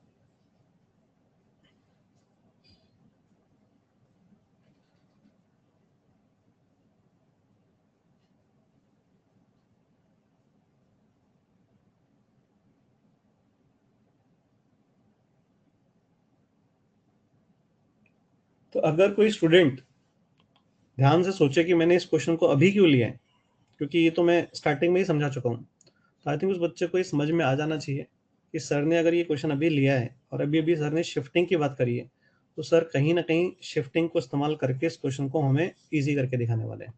तो मैं यहाँ पर क्या कह रहा हूँ कि आप ओरिजिनल जो ओरिजिन है उसका, तो ओरिजिन जो 0,0 है उसको उठा के आप ऐसी जगह रखो जिससे ये कोऑर्डिनेट्स आपके छोटे हो जाएं, ताकि आपकी कैलकुलेशन आसान हो जाए। तो मैं इसको नई जगह पे रखूंगा, तो मैं इसको 2019, 2020 पे रख देता हूँ। तो नाउ कैन यू फील कि नया जो ए डैश होगा, ए की जगह जो पॉइंट आएगा वो तो नया 0, 0 हो जाएगा, और जो नया आपका बी डैश होगा वो 1,1 हो जाएगा, और जो नया आपका सी डैश होगा वो हो जाएगा आपका 3,5। क्या ये समझ में आया क्या? और ऑब्वियसली अगर मैं तुमसे बोलूंगा कि मुझे तुम ए डैश बी डैश और सी डैश वाले ट्राइंगल का एरिया निकाल के दिखाओ, तो तुम्हारे लिए अब सिचुएशन ज़्यादा कंफर्टेबल है। एंड एज आई सेड कि आपको अगर कोऑर्डिनेट्स को बदल देते हो और आपने शिफ्टिंग करी है तो मेजरमेंट के पैरामीटर चेंज नहीं होंगे। ट्राइंगल एक क्लोज एरिया है, तो मैंने अभी लिखाया था क्लोज एरिया में कोई बदलाव नहीं आने वाला है। तो आई थिंक इस ट्राइंगल का जो एरिया है A dash B dash and C dash, it is same as triangle A B C का एरिया, क्योंकि शिफ्टिंग करिए तो ट्राइंगल में कोई बदलाव नहीं आएगा उसके एरिया में। तो इट इज डिटरमिनेंट मॉडुलस, और अपन अब यहाँ पे 0 0 1 1 1 1 3 5 1। अब इसको कैलकुलेट कर लेना, you will see this will come out to be 1 square units. कुछ पल्ले पड़ा क्या? कुछ बात पल्ले पड़ी भाई सब लोगों को? कितना फायदा है इस चीज का, अभी से तुम थोड़ा बहुत फील ले सकते हो कि आगे हम कितना इसका फायदा उठाएंगे। कई बार आप इस तरह से जब शिफ्टिंग करते हो तो चीजें इजी बन जाती है, हाँ या ना?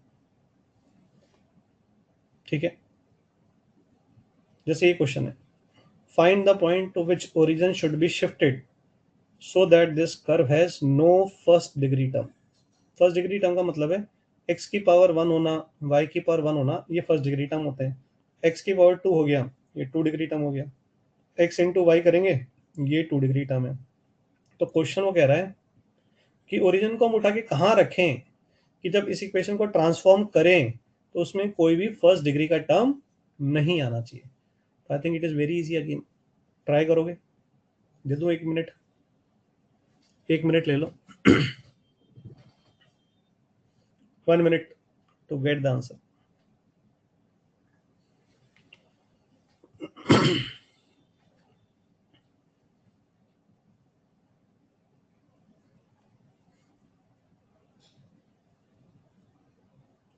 आंसर थोड़ी देर बाद देंगे भाई, है ना?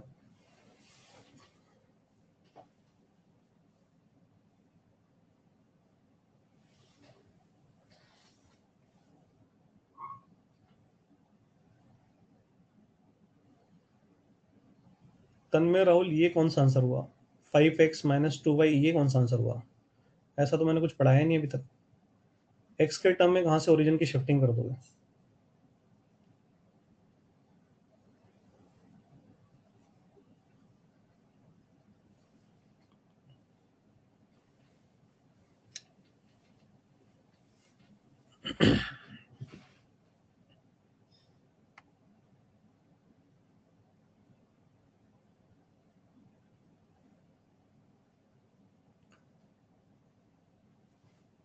आई थिंक मैक्सिमम लोगों ने आंसर दे दिया।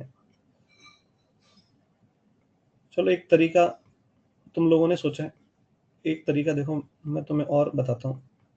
ये ध्यान से देखो मैं क्या कर रहा हूँ। परफेक्ट स्क्वायर बना रहा हूँ मैं। इसको x माइनस 5/2 का होल स्क्वायर लिख सकता हूँ, माइनस 25/4 करना पड़ेगा।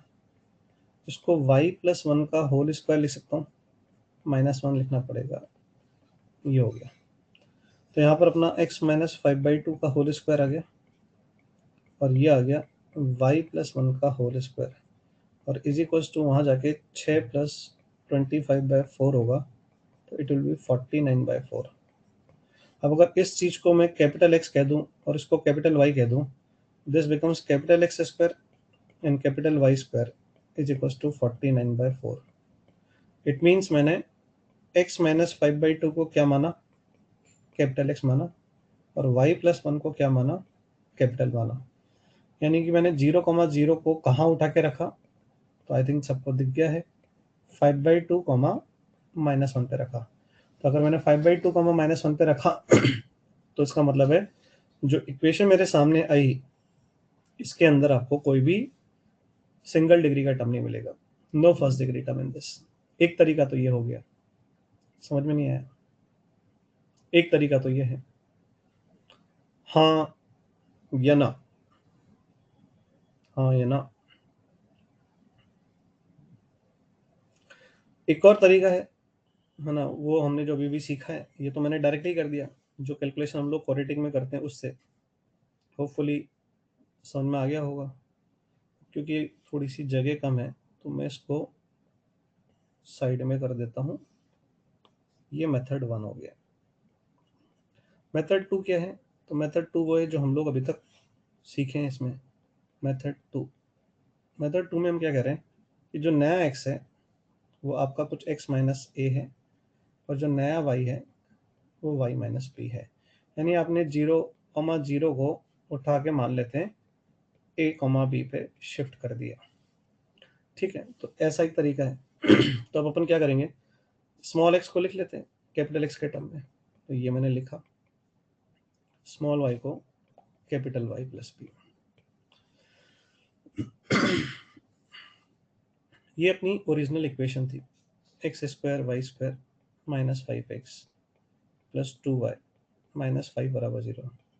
देखो एक बात और बता दूं मैं, है ना, मैं जानबूझ के कई बार क्वेश्चन को करते करते इंटेंशनली गलती भी करूंगा, फिर मैं देखता हूँ कितने लोग बहुत ध्यान से सुन रहे हैं, है ना। तो वहां से मुझे पता चल जाता है क्लास में कितने बच्चे अटेंटिवली हर एक स्टेप को सुनते हैं और ध्यान से ऑब्जर्व करते हैं।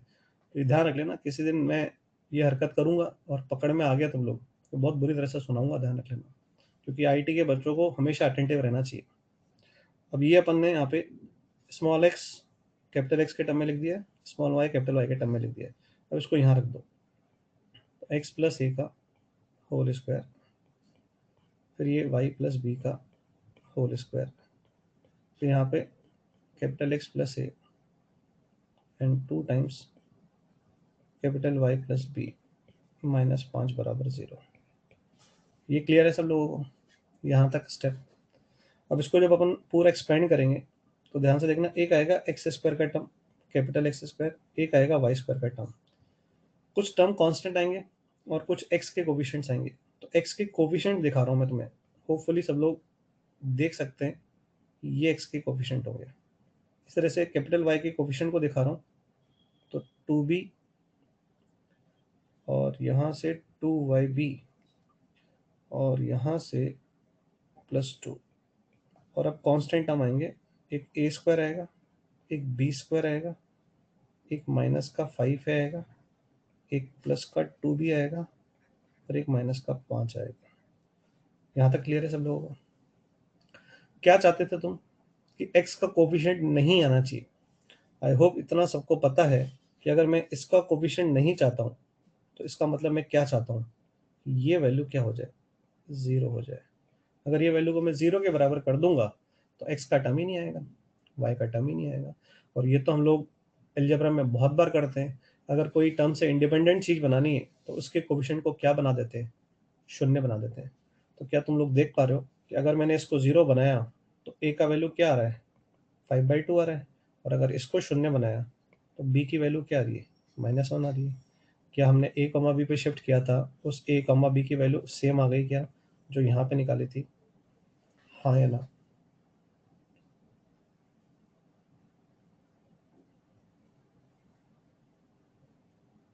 हाँ या ना? मुझे ऐसा लगता है कि कई बार मैं एक से ज़्यादा अप्रोचेस बताता हूँ तो इस बैच में मैक्सिमम बच्चे शायद उसको एंजॉय नहीं करते हैं, क्योंकि दे आर जस्ट एवरेज। तो उनको मज़ा नहीं आता, वो सोचते हैं एक ही मेथड हमें समझ में नहीं आता, आप दो दो मेथड बता देते हो, कभी 3 बता देते हो, क्या फ़ायदा इन सब चीज़ों का, हमें तो एक ही नहीं आता है समझ में। तो आगे से ऐसा करता हूँ, मैं एक ही मेथड बता के क्वेश्चन को सॉल्व करा दूँगा। I will not tell you different approaches, क्योंकि मैं समझाता रहता हूँ, कुछ लोगों को मुझे लगता है समझ में आता नहीं है। अपन तो ये सोचते हैं कि चलो सिखा देते हैं, मैक्सिमम से मैक्सिमम जो अपने को पता है सारी चीज़ें बता दें।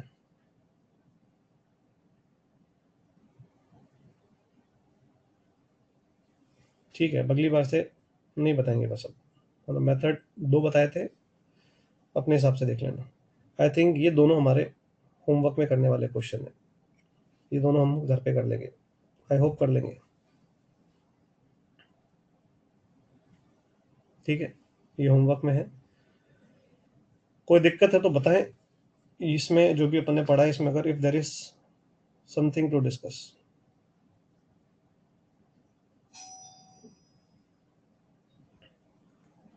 आगे बढ़ूं मैं? तो this is all about shifting of origin without rotation of axes. जैसे थोड़ी देर पहले मैंने कहा था कि जे में तो यही है जो काम आता है, लेकिन कभी कभी अपन अपने टेस्ट के अंदर या अपने क्वेश्चंस को करते वक्त फील करते हैं कि अगर हम ये एक्स था और ये वाई था, तो इसको सपोज करो ऐसे रोटेट कर दिया होता बाय सम एंगल थीटा ऐसे, तो ऑब्वियसली अगर एक्स थीटा से रोटेट होगा तो इधर वाई भी थीटा से रोटेट हो जाएगा। तो अब ये नया एक्स डैश आ गया और ये अब नया वाई डैश आ गया। तो अब की केस में क्योंकि थीटा से रोटेशन भी हो रहा है ओरिजिन के अबाउट, तो अब क्या चेंजेस आएगा, अगर कोई पॉइंट पहले 3,4 था, तो अगर हमने मान लो 30 डिग्री से रोटेट किया एंटी क्लॉकवाइज, तो अब ये कोऑर्डिनेट नया क्या बनेगा? समझ में आ रहा है? हाँ या ना? याद करेंगे स्टार्टिंग में मैंने एक क्वेश्चन कराया था, इफ यू रिमेंबर, कि अगर हमने इसको शिफ्ट किया तो हमने कहा था ओरिजिन से जो परपेंडिकुलर डिस्टेंस होता था लाइन का उसमें कोई बदलाव नहीं आएगा। याद करो, एक क्वेश्चन कराया था, ओरिजिन से उस लाइन का परपेंडिकुलर डिस्टेंस निकाल के अपन ने बोला था कि there is no change in that, if you remember. तो अब यहाँ पर हम एक स्टेप और आगे जा रहे हैं कि अगर हमने एक्सेस को रोटेट कर दिया है बाय सम एंगल थीटा, तो जो अपना ओरिजिनली कोई पॉइंट 3,5 था मान लो, तो वो क्या बनेगा अगर 30 डिग्री से एंटी क्लॉकवाइज, अच्छा क्लॉकवाइज भी रोटेट करेंगे, और हम लोग जानते हैं अगर हम एंटी क्लॉकवाइज रोटेट करते हैं तो हम थीटा को पॉजिटिव लेते हैं, और अगर हम क्लॉकवाइज रोटेट करते हैं तो हम थीटा को नेगेटिव लेते हैं। आई थिंक ये साइन कन्वेंशन सबको पता है, हाँ या ना? तो now we are dealing with rotation of the axis. ध्यान से देखेंगे यहाँ पर हम लोग कह रहे हैं शिफ्टिंग ऑफ ओरिजिन नहीं कर रहे, सिर्फ रोटेशन ऑफ एक्सेस कर रहे हैं। अगेन इस पे ध्यान देना कि हम विदाउट शिफ्टिंग ऑफ ओरिजिन की बात कर रहे हैं।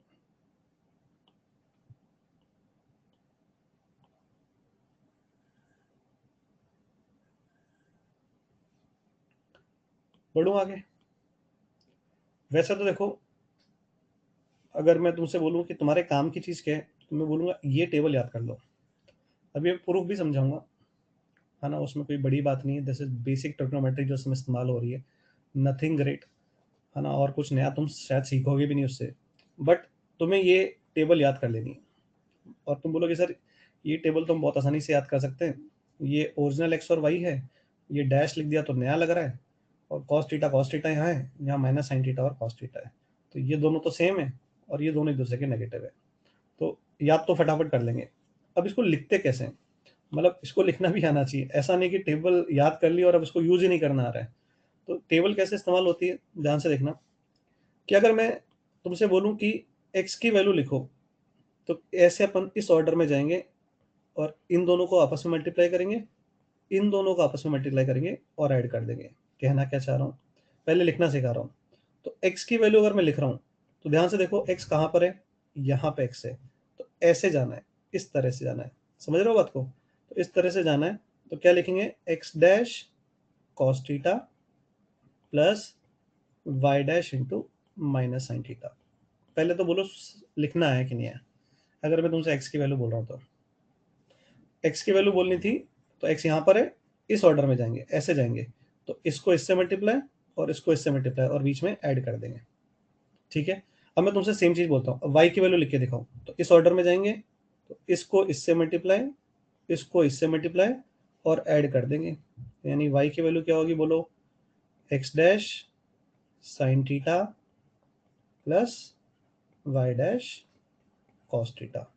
बोलो समझ में आया क्या? आ गया समझ में सबको? Is it clear? एक्स और वाई ओरिजिनल है, एक्स डैश और वाई डैश नया है, थीटा यहाँ पे एंटी क्लॉकवाइज करा गया एंगल है, ठीक है।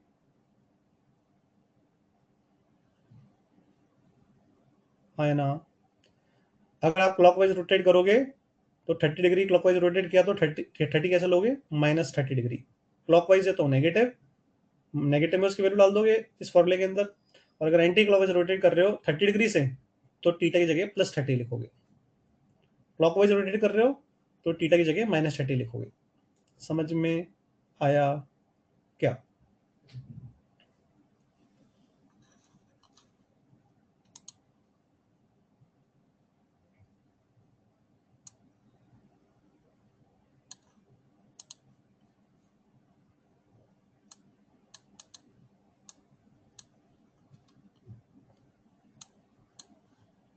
चलो अब थोड़ा सा दिमाग लगाओ, अगर मैं तुमको बोलूं कि एक्स डैश की वैल्यू लिखनी है तो एरो के हिसाब से मतलब ऐसे जाना है, तो यानी इसको इससे मल्टीप्लाई करोगे, इसको इससे मल्टीप्लाई करोगे और जोड़ दोगे। जल्दी से बताओ मुझे, अगर मुझे यहाँ पे एक्स डैश लिखना होता तो क्या आंसर होता? तुम बोलोगे sir x cos theta plus y sine theta. और इसी तरह से अगर मैं तुमसे बोलता चलो वाई डैश बताओ, तो तुम बोलोगे सर ऐसे जाना है, लाइक दिस, तो इसको इससे मल्टीप्लाई, इसको इससे मल्टीप्लाई और फिर जोड़ देंगे। तो sir x into minus sine theta plus y into cos theta. कुछ पल्ले पड़ा क्या? ये अपना एक्स डैश और वाई डैश हो गया ओरिजिनल एक्स और वाई के टर्म में, और ऊपर अपन ने एक्स और वाई को लिखा है नए एक्स डैश और वाई डैश के रिस्पेक्ट में। मैं फिर से बोल देता हूँ कि अगर आपने एंटी क्लॉकवाइज घुमाया तो आप थीटा को लोगे पॉजिटिव, और अगर आपने क्लॉकवाइज घुमाया तो थीटा को लोगे नेगेटिव। देख लो भाई, समझ में आ रहा है क्या? पहले तो लिखना आना चाहिए, ये टेबल ही काम की है और बहुत कम काम आएगी, ये भी बता देता हूँ। अगले पूरे 2 साल में जब तक तुम जेईई का एग्जाम दोगे तो हार्डली, आज जब मैं इलस्ट्रेशन वगैरह करा दूंगा उसके अलावा अगर तुम देखोगे जितना भी अपना मटेरियल वगैरह है आईटी के एग्जाम तक, तो हार्डली मैक्सिमम से 4 से 5 बार मैक्सिमम, ये भी बहुत ज़्यादा बोल रहा हूँ, ज़्यादा काम नहीं आता क्योंकि as such rotation is not in syllabus, but कुछ बच्चों को कुछ क्वेश्चन में लगता है कि हम रोटेट कर दें तो शायद हमें आसानी से आंसर मिल जाए, इसलिए पढ़ा रहा हूँ बस। समझ में आ रहा है क्या? एक्स्ट्रा पता होने में कोई नुकसान नहीं है। नहीं पता होता कुछ और वो क्वेश्चन में हमारे सामने जब क्वेश्चन आ जाए और उसमें सॉल्यूशन में ऐसा कुछ दिखे कि ये तो हमने पढ़ा ही नहीं था, तो फिर गड़बड़ होता है।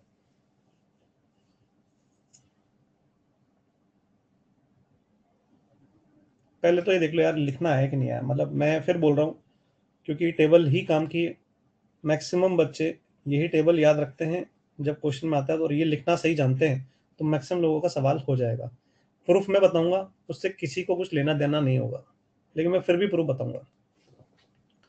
प्रूफ बताने से कुछ नुकसान नहीं होगा, इसमें ट्रिग्नोमेट्री ही है तो बता देता हूं मैं। क्लियर है क्या सबको? आखिरी बार पूछ रहा हूँ भाई, क्लियर है क्या? ठीक है, आई थिंक यहाँ पे अगले पेज पे चल जाता हूँ मैं, ऐसा करता हूँ इसका प्रूफ के लिए, क्योंकि पेज चाहिए होगा मुझे। तो let us go to next page, ठीक है ना? तो ये अपन अगले पेज पे जाते हैं। तो ये मान लेते हैं आपका एक्स और वाई है ओरिजिनल, ये ओरिजिनल है ओरिजिन, ये अपना small x small y. Let say मैंने इसको थीटा से एंटी क्लॉकवाइज घुमाया एक्स एक्सिस को, तो ऑब्वियसली दोनों घूमेंगे, ओरिजिन के अबाउट घुमा रहे हैं। तो ये अपना एक्स डैश हो गया, ये एक्स डैश, और ये वाई डैश। कितने से घुमाया मैंने एंटी क्लॉकवाइज? थीटा से। जरा देखो ये समझ में आया क्या? ये फोटो समझ में आया सबको? अब ध्यान से सोचना, मैं व्हाइट और येलो बोलूंगा, जब मैं व्हाइट को रेफर कर रहा हूं तो इसका मतलब ओरिजिनल, और जब मैं येलो बोल रहा हूं तो मैं नया एक्स डैश और वाई डैश वाले को रिजेंबल कर रहा हूँ, है ना? इसलिए थोड़ा सा यहाँ पे you have to be careful, है ना? ऐसा नहीं हो कि तुम गलत समझने लग जाओ। अब मैं ये जो पॉइंट लिख रहा हूँ यहाँ पे ध्यान से देखना, ये पॉइंट पी जो मैं लिख रहा हूँ यहाँ पे, ये स्मॉल एक्स और स्मॉल वाई है। जरा बताओ ये वाई के रेस्पेक्ट में है या येलो के रेस्पेक्ट में? व्हाइट या येलो? जो मैंने अभी लिखा है एक्स कॉमा वाई, व्हाइट या येलो? तो ऑब्वियसली सर व्हाइट है, येलो तो अपन निकालेंगे क्योंकि आपने रोटेट किया है। हाँ क्या ना? ठीक है, परफेक्टली ऑल राइट। तो अगर मैं तुमसे बोलूं कि ये परपेंडिकुलर डिस्टेंस बताओ कितना है और ये कितना है, तो तुम बोलोगे सर ये तो मतलब हमारी उम्र निकल गई है बताने की, ये एक्स है और सर ये वाई है। क्लियर है क्या? ये परपेंडिकुलर डाला है, let's say this is L, ये भी परपेंडिकुलर डाला है, लेट्स से ये कुछ है आर मान लेते हैं। क्लियर है क्या? यहाँ तक क्लियर है? अच्छा, आखिरी में मैं यहाँ पे से जो नया अपना एक्स डैश है उस पर भी परपेंडिकुलर डाल रहा हूँ, लाइक दिस। इस पे मैंने ये परपेंडिकुलर डाला, ठीक है? लेट्स से ये पॉइंट एम है, दिस इज m पॉइंट। थोड़ा सा यहाँ पर कंसंट्रेशन रखना पड़ेगा, सिंपल सी बात है ना, कुछ खास नहीं है, लेकिन अगर तुम कंसंट्रेशन नहीं रखोगे तो फंस जाओगे। ठीक है, अब ध्यान से सोचना जो मैं बोलने वाला हूँ। मैं ऐसा करता हूँ, लिखते भी चलता हूँ, नहीं तो कुछ बच्चे कंफ्यूज होंगे। P R is nothing but x, तो can I say this is also equal to, यहाँ लिख देते हैं पी आर ही आपका ओ एल भी है ना, पी आर ही ओल है, और यहाँ पे मैं पी एल को वाई बोल रहा हूँ। आई थिंक इसमें किसी को दिक्कत नहीं है, और यही चीज़ आपका ओ आर भी होगा, यहाँ तक कोई दिक्कत नहीं है। अब मैं क्या कर रहा हूँ, यहाँ पे यहाँ से मैंने परपेंडिकुलर डाला, ध्यान से सोचना, ये एंगल 90 डिग्री, ये एंगल कितना 90 माइनस थीटा, तो ये एंगल कितना 90 minus theta, vertically opposite angle. तो क्या ये समझ में आया कि ये एंगल थीटा होगा? Can you get this? Are you getting this? Very good, है ना, ये एंगल थीटा हो गया, बहुत ही बढ़िया। ध्यान से सोचना, बहुत ध्यान से। अब मैंने इस पे परपेंडिकुलर डाला ऐसे, है ना, ये परपेंडिकुलर मैंने इस पे डाला। बहुत ही सिंपल सी चीज पूछ रहा हूँ, बहुत ही सिंपल सी, कि सपोज करो, चलो एक परपेंडिकुलर और डाल देता हूँ कुछ नए कलर से, ये मैंने इस पे भी परपेंडिकुलर डाल दिया, है ना। लेट अस से कि ये पॉइंट कुछ n है, ये पॉइंट को n बोल दिया मैंने। इसको थोड़ा सा दूर कर देते हैं, इसको यहाँ रख देते हैं। ठीक है, ये फोटो देखो, अभी तक समझ में आया क्या? Is this picture clear? हाँ, अच्छा, अब थोड़ी देर के लिए इस वाइट वाले को भूल जाओ, वाइट वाले को भूल जाओ थोड़ी देर के लिए, और सिर्फ येलो वाले को देखो। तो क्या तुम्हें फील आ रही है कि ये जो डिस्टेंस है ये तुम्हारा y डैश है, और ये डिस्टेंस तुम्हारा x डैश है, ये वाला, ये x डैश है और ये y डैश है। फील आ रही है? वाइट वाले को भूल जाओ, तो ये ओरिजिनल जो एक्सेस था वो नहीं है, अब नया जो x डैश और y डैश आया, हाँ या ना? तो इसका मतलब ये तुम्हारा हो गया y का डैश, और ये हो गया x का dash. I think this is fine. तो मैं यहाँ से ये भी लिख सकता हूँ ना कि P M is same as, इसको यहाँ पे कुछ नाम दे देते हैं, लेट्स से m डैश। तो P M is same as O M dash, and this is capital Y। ठीक है, Y डैश, ठीक, फाइन। अब अच्छा, यहाँ पे जो अपना पी एम डैश है, यही तो अपना ओ एम भी है, यानी कि दिस इज एक्स डैश, हाँ या ना? क्लियर? हाँ, तुम चाहो तो छोटा यूज कर सकते हो, अगर तुम्हें लग रहा है कि सर आपने पीछे स्मॉल यूज किया था क्या। हाँ, तो स्मॉल यूज किया था तो तुम सोचो ये स्मॉल ही है, स्मॉल ले लो, चलो इसको स्मॉल ले लो, इसको भी स्मॉल ले लो। तो let's say this is x dash and this is y dash, तो ये अपना हो गया वाई डैश, और ये हो गया एक्स डैश। आई थिंक यहाँ तक तो कोई दिक्कत है ही नहीं, दूर दूर तक कोई दिक्कत नहीं होनी चाहिए। फाइन, यहाँ तक ये एंगल भी थीटा ही था, this angle was theta. I think अब तो दिख जाना चाहिए मैक्सिमम लोगों को। कैसे दिखेगा सर? देखो सर, ये देखो, यहाँ से एक परपेंडिकुलर डाल दो, इसको नाम दे दो कुछ, लेट्स से क्या नाम दें, क्यू दे देते हैं। क्यू कहीं इस्तेमाल नहीं हुआ ना, कहीं नहीं हुआ, ठीक है। तो क्या मैं यहाँ पे बहुत सिंपल सी ज्योमेट्री सी बात कर रहा हूँ, this length plus this length is equal to this length बोल सकता हूँ क्या? Can I say like that? Yes और नो? मतलब कैन आई से कि जो आपका ओ क्यू है, इसमें से अगर आप क्यू एल को घटाओगे तो आपको ओ एल मिलेगा। कैन आई से? बोलो हाँ या ना? सिंपल सी बात है, बस यही होता है प्रूफ में, अपना टाइम चले जाता है, और मैक्सिमम बच्चे क्योंकि सोचते हैं कि जेई में प्रूफ तो आते नहीं है, तो वो लोग इंटरेस्ट नहीं लेते हैं, है ना। ये अच्छे बच्चे जो होते हैं ना, आप जैसे आप टॉप 1000 रैंक वाले बच्चों को देखोगे, तो वो अगर कभी भी प्रूफ दिया जाता है तो दे टेक इंटरेस्ट, है ना। बाकी लोग तो ये सोचते हैं कि बस न्यूमेरिकल सॉल्व करो और काम करो। खैर कोई बात नहीं, ओ क्यू की बात कर लेते हैं, है ना। यहाँ पर अपने पास वापस से यहाँ पे आना पड़ेगा। इस डायग्राम को देखो, आई थिंक ये एंगल थीटा है, ये लेंथ पता है, आई थिंक ये लेंथ लिखी जा सकती है वाई डैश और थीटा के रेस्पेक्ट में। देख लो जरा, लिखी जा सकती है क्या?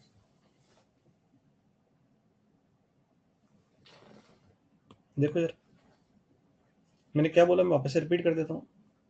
ये एंगल मुझे पता है, ये वाई डैश है, तो ये लेंथ मुझे थीटा और वाई डैश के टर्म में मिल जाएगी। ये लेंथ और ये लेंथ बराबर ही तो है, हाँ कि ना? हाँ है ना। तो जो ओ एल होगा, ओ क्यू को देखो जरा, ओ क्यू को ध्यान से देखना, this is O Q, this distance, क्या ओ एम पता है? ये देखो ओ एम की वैल्यू क्या है, एक्स डैश। क्या ओ एम पता है? सर पता है ओ एम। ये एंगल थीटा दिख रहा है, तो क्या मुझे ये थीटा पता है और मुझे पता है ये एक्स डैश है, this is also x dash, ये देखो यहाँ पे लिखा हुआ है। तो क्या मैं ओ क्यू को लिख सकता हूँ एक्स डैश कॉस थीटा, फिर माइनस क्यू एल की वैल्यू को मैं लिख सकता हूँ वाई डैश साइन थीटा, हाँ या ना? I think what is O L, तो O L is nothing but I think x, दिख गया होगा, ऊपर देख सकते हो, यही तो ओ एल है, ये एक्स है, तो ये भी तो एक्स ही होगा। आई थिंक समझ में आ गया होगा। तो एक्स की वैल्यू आ गई है x dash cos theta minus y dash sine theta. क्या यही हम लोगों ने पीछे लिखा था क्या? देखो जरा, ये लिखा था x dash cos theta minus y dash sine theta, x dash cos theta minus y dash sine theta. समझ में आया क्या? अब जैसे मैंने मेहनत एक्स के लिए करी है, तुम चाहो तो वाई अपने आप देख सकते हो। मैं वाई नहीं करके दिखा रहा, मैंने एक करके दिखा दिया, हाँ या ना? ठीक है, एक क्वेश्चन कर लेते हैं छोटा सा, इस पे करोगे अटेम्प्ट? अटेम्प्ट करना चाहोगे तो एक बार ये फॉर्मूला लिख लो, ये वाला फॉर्मूला जो है ये लिख लो साइड में, क्योंकि ये काम में आएगा। यही फॉर्मूला हमारे काम का है। एक्स डैश और वाई डैश क्या है? नए एक्स और वाई। थीटा क्या है? Angle of rotation. तो अगर थीटा में उसने एंटी क्लॉकवाइज वर्ड इस्तेमाल किया है और 30 डिग्री बोल रहा है तो प्लस 30 लिखना, और अगर क्लॉकवाइज बोल रहा है तो माइनस 30 लिखना। मैं कई बार बोल चुका हूँ, बहुत बार बोल चुका हूँ। लिख लिया ये फॉर्मूले, you have written this formula, ये और ये लिख लिया है। अब तुम लोग लिखने के बाद इस क्वेश्चन को अटेम्प्ट कर सकते हो। आई थिंक ऐसा करते हैं, होमवर्क में दे देते हैं, है ना। कॉन्सेप्ट तो समझ में आ गया सबको, तो सब लोग कर लेंगे। आई थिंक 2 क्वेश्चन है, आई थिंक दोनों होमवर्क में दे देते हैं, ठीक है क्या? तो यहाँ पे हम लोग आज अपना थ्योरी का पार्ट रोक रहे हैं, क्योंकि हमारा टेस्ट भी है, तो ज़्यादा मैं एक्सटेंड आज नहीं करूँगा। तो अपन ने यहाँ पे अपना स्ट्रेट लाइन अभी खत्म करा है थ्योरी वाइज। अब हम अगले टर्न पे pair of straight line start करोगे। पेयर ऑफ स्ट्रेट लाइन अगले टर्न पे स्टार्ट होगा। It will take around 2 classes, at least 2 classes, ठीक है क्या? समझ में आया सब लोगों को? तो मैं हैंड आउट दे देता हूँ, and after that I will discuss sheet. And test का जो सिलेबस है वो मैंने जैसे कहा था मैं आखिरी क्लास में बताऊंगा, तो वो मैं ज़रूर बताऊंगा आखिरी क्लास आज ही, अभी हैंड आउट शेयर करने के बाद।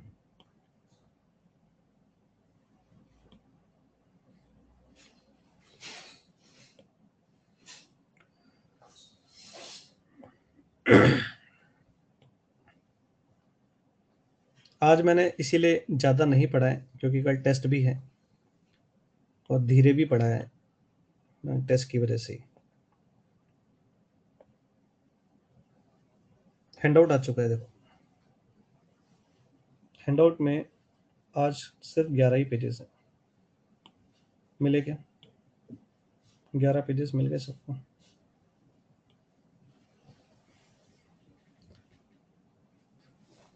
होमवर्क कुछ नहीं दे रहा हूँ मैं आज, क्योंकि कुछ बच्चों ने कहा था सर हमको आप होमवर्क मत देना, टेस्ट है, तो इसलिए नहीं दे रहा हूँ। अच्छा, अब मैं आ रहा हूँ एक इम्पॉर्टेंट बात पे, है ना, regarding test and syllabus. 2 minute के लिए और बने रहेंगे, है ना, जिनको रुकना है वो रुके रहें, और अगर किसी को जाना है तो जा सकते हैं। ठीक है, हैंडआउट तो मैंने शेयर कर दिया। तो सबसे पहली बात, टेस्ट का सिलेबस, टेस्ट सिलेबस की जो बात हो रही है, सिलेबस, तो टेस्ट का जो सिलेबस है, जो हमारा कल है, एक दिन पहले हो रहा है, क्योंकि संडे को रक्षाबंधन है, इसलिए एक दिन पहले हो रहा है टेस्ट। तो टेस्ट का सिलेबस ये है कि स्ट्रेट लाइन का मैक्सिमम 1 से 2 क्वेश्चन तुम्हें मिलेंगे सिलेबस में।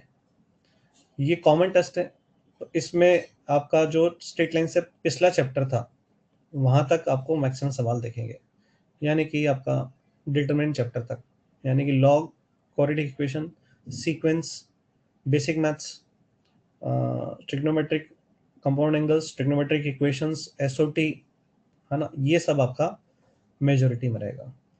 हार्डली 1 से 2 क्वेश्चन आपको मिलेंगे स्ट्रेट लाइन के, हार्डली। समझ में आ गया ना? हो सकता है एक भी ना मिले, है ना, कॉमन टेस्ट है ये वाला। आई थिंक मीनिंग समझ में आ गया है। ठीक है, तो ये अपना कल के सिलेबस का टेस्ट के बारे में मैंने बता दिया।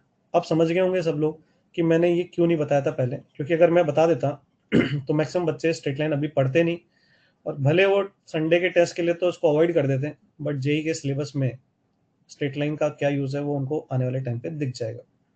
ठीक है ना, तो मैं ये नहीं करता हूँ कभी भी, और मैं हर बार, देखो इतना टाइम हो गया पढ़ाते हुए तो मुझे पता है, जैसे आज की क्लास है, तो आज की क्लास में करीबन 10 से 15% बच्चे हैं एब्सेंट है, क्योंकि वो क्या कह रहे हैं, ये क्लास बाद में कर लेंगे और टेस्ट की तैयारी पहले कर लेते हैं।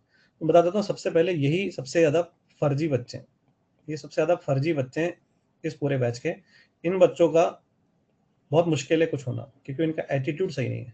और जिस बच्चे का एटीट्यूड पॉजिटिव नहीं है, वो सोच रहा है कि एक टेस्ट में पढ़ के वो, इस टेस्ट में जो मार्क्स आएंगे उसे तुम फ्रेम करा के अपने घर पे रख भी दोगे तो भी उसका कोई महत्व नहीं है ना। तुम अगर इस टेस्ट में 100% मार्क्स भी ले आओगे और उसकी फ्रेमिंग करा के अपने घर पे रख दोगे और बोलोगे देखो एलन के टेस्ट में मेरे 100% मार्क्स आए थे, तो कोई भी घर पे आएगा तो तुम्हारा हंसी उड़ाएगा कि ये कौन सी बड़ी बात हो गई, है ना। तो ये वो बच्चे हैं जो इस तरह के बहानाबाजी करके टाइम पास करते हैं, पहली चीज़। तो इन फर्जी बच्चों में कभी मत आना। अपना ईमानदारी से रेगुलर पढ़ाई जो बच्चे कर रहे हैं, क्लास अटेंड करता है, रिवीजन करता है, शीट्स को 3 बार रिवाइज करता है, नोट्स को बार-बार रिवाइज करता है, तो वो बच्चे जो है ना, वो एक्चुअल होते हैं जो कुछ करते हैं लाइफ में, है ना। ये सब तो मैंने कहा ना फर्जी हैं सब, ये पाकिस्तानी और चाइनीज़ प्रोडक्ट्स हैं, है ना, इनका कोई वो नहीं है मतलब। पहली चीज़ तो ये, ठीक है।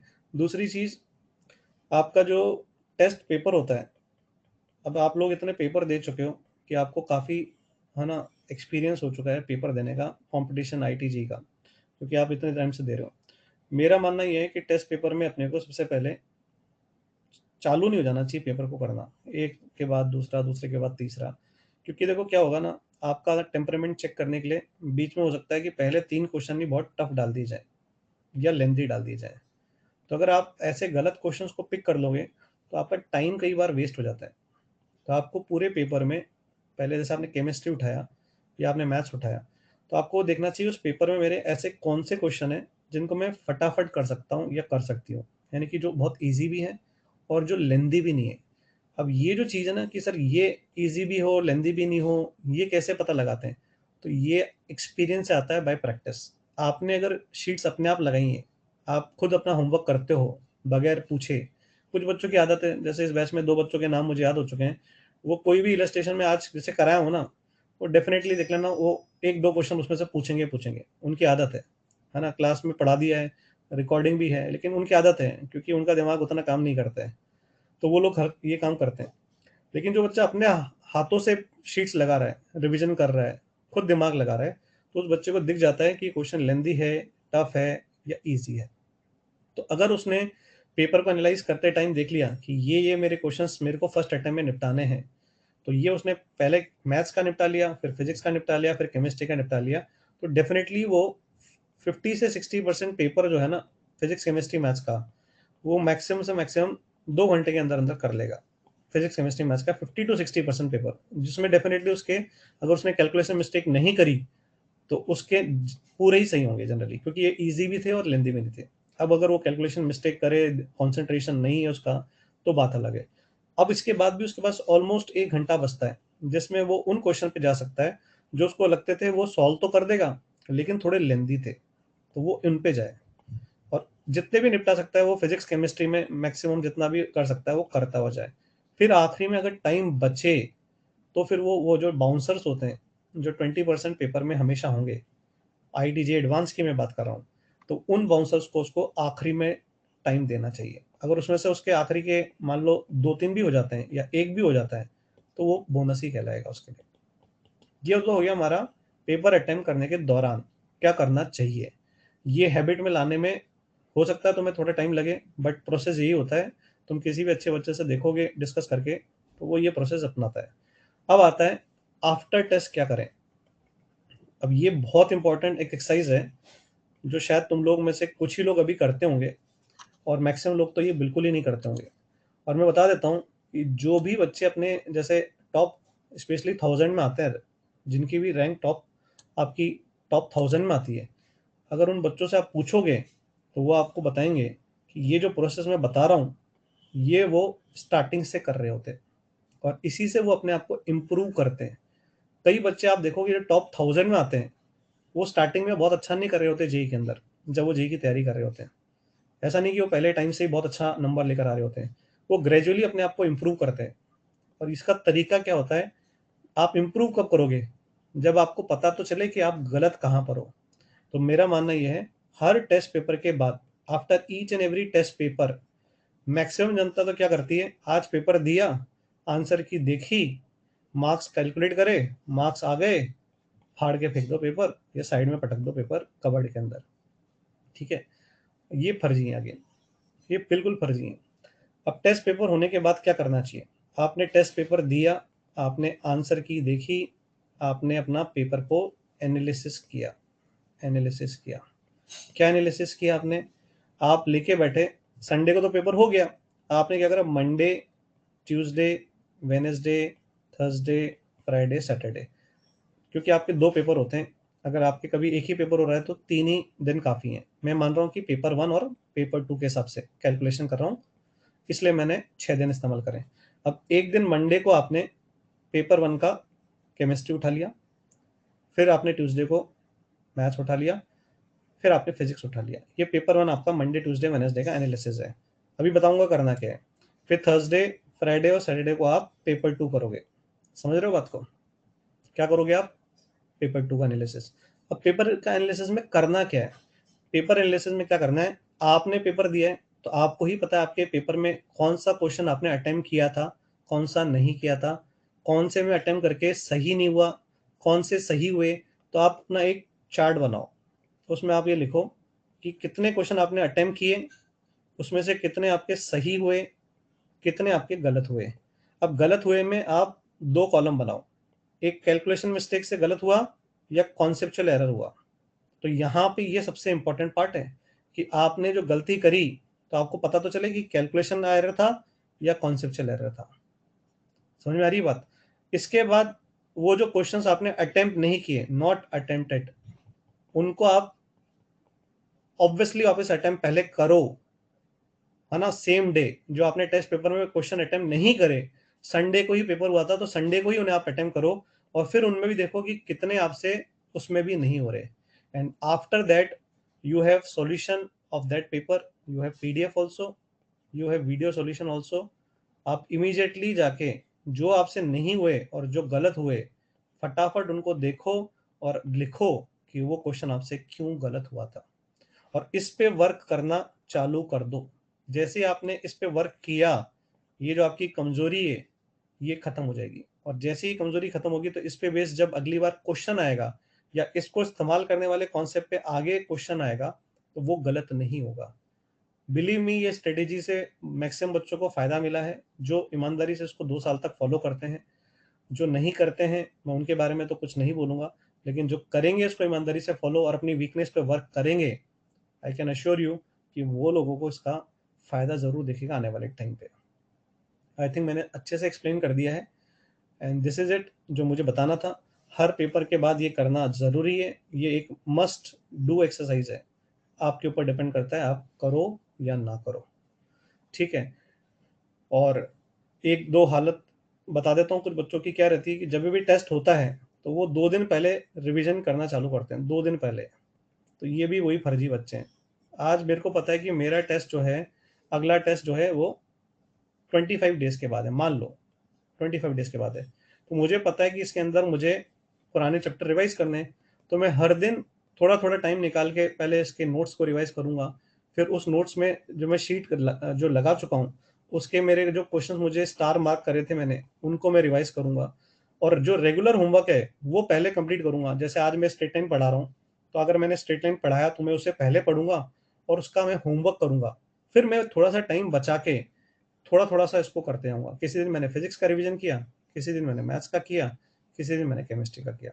ये होती है एक स्मार्ट वर्क। आप थोड़ा-थोड़ा करके कर रहे हो, तो आप टच में भी रहते हो और प्लस आप जब रेसेस करते हो, तो आपका वैसे ही आपका प्रैक्टिस पुराने चैप्टर्स का होता रहता है। तो आप थ्योरी रिवाइज़ कर लो और प्रैक्टिस करते रहो साथ के साथ।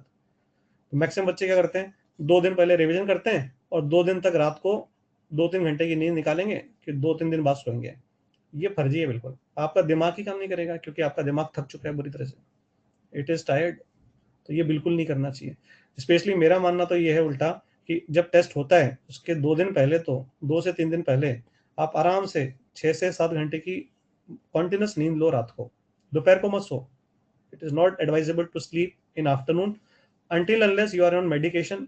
आप बीमार हो और आपको डॉक्टर ने दवाई दी है जिससे आपको नींद आ रही है, तब तो बात अलग है, आपको रेस्ट करना चाहिए। अदरवाइज़ आपको रात को ही सोना चाहिए और 6 से 7 घंटे की नींद लेनी चाहिए। 6 घंटे की एवरेज नींद इंसान की ठीक होती है। टेस्ट से पहले मैं मानता हूँ कि आप 7 घंटे की नींद भी ले सकते हो। क्लियर है क्या? तो मेरी तरफ से यही है। आप क्योंकि कल टेस्ट है तो मैं छोड़ देता हूँ। शीट का रिवीजन अपन अगले टर्म पे कर लेंगे क्योंकि अपने पास अगले टर्म पे रिवीजन के लिए वैसे भी कुछ नहीं है। समझ में आया क्या? आज मैंने कोई होमवर्क नहीं दिया है। So bye bye everyone, take care of yourself and enjoy your test, है ना। Don't get intimidated by the test और toughness of the test paper. हमेशा सोचो कि अगर पेपर टफ है और तुमसे कोई क्वेश्चन नहीं होते हैं तो it is a golden opportunity to learn those things which you don't know या which you can not solve. हमेशा उसको पॉजिटिव वे में लेना चाहिए क्योंकि जो आता है वो तो आता ही है, उससे तो कुछ करना ही नहीं है। जो नहीं आता है अगर वो सीखने को मिल जाए हर टेस्ट पेपर में, मैं बिलीव करता हूँ अच्छा पेपर वही होता है जिसमें आप हर दिन जब भी उस पेपर को देखो तो आपने पेपर किया तो आपको उसमें से कुछ सीखने को मिले, तभी वो it is a good paper. ठीक है क्या? सो बाय बाय एवरीवन, मिलते हैं अगले टर्न पे। क्लियर है क्या? ठीक है, अब कोई अब बेकार की बातें नहीं, अगले टर्न पे बात करेंगे आराम से।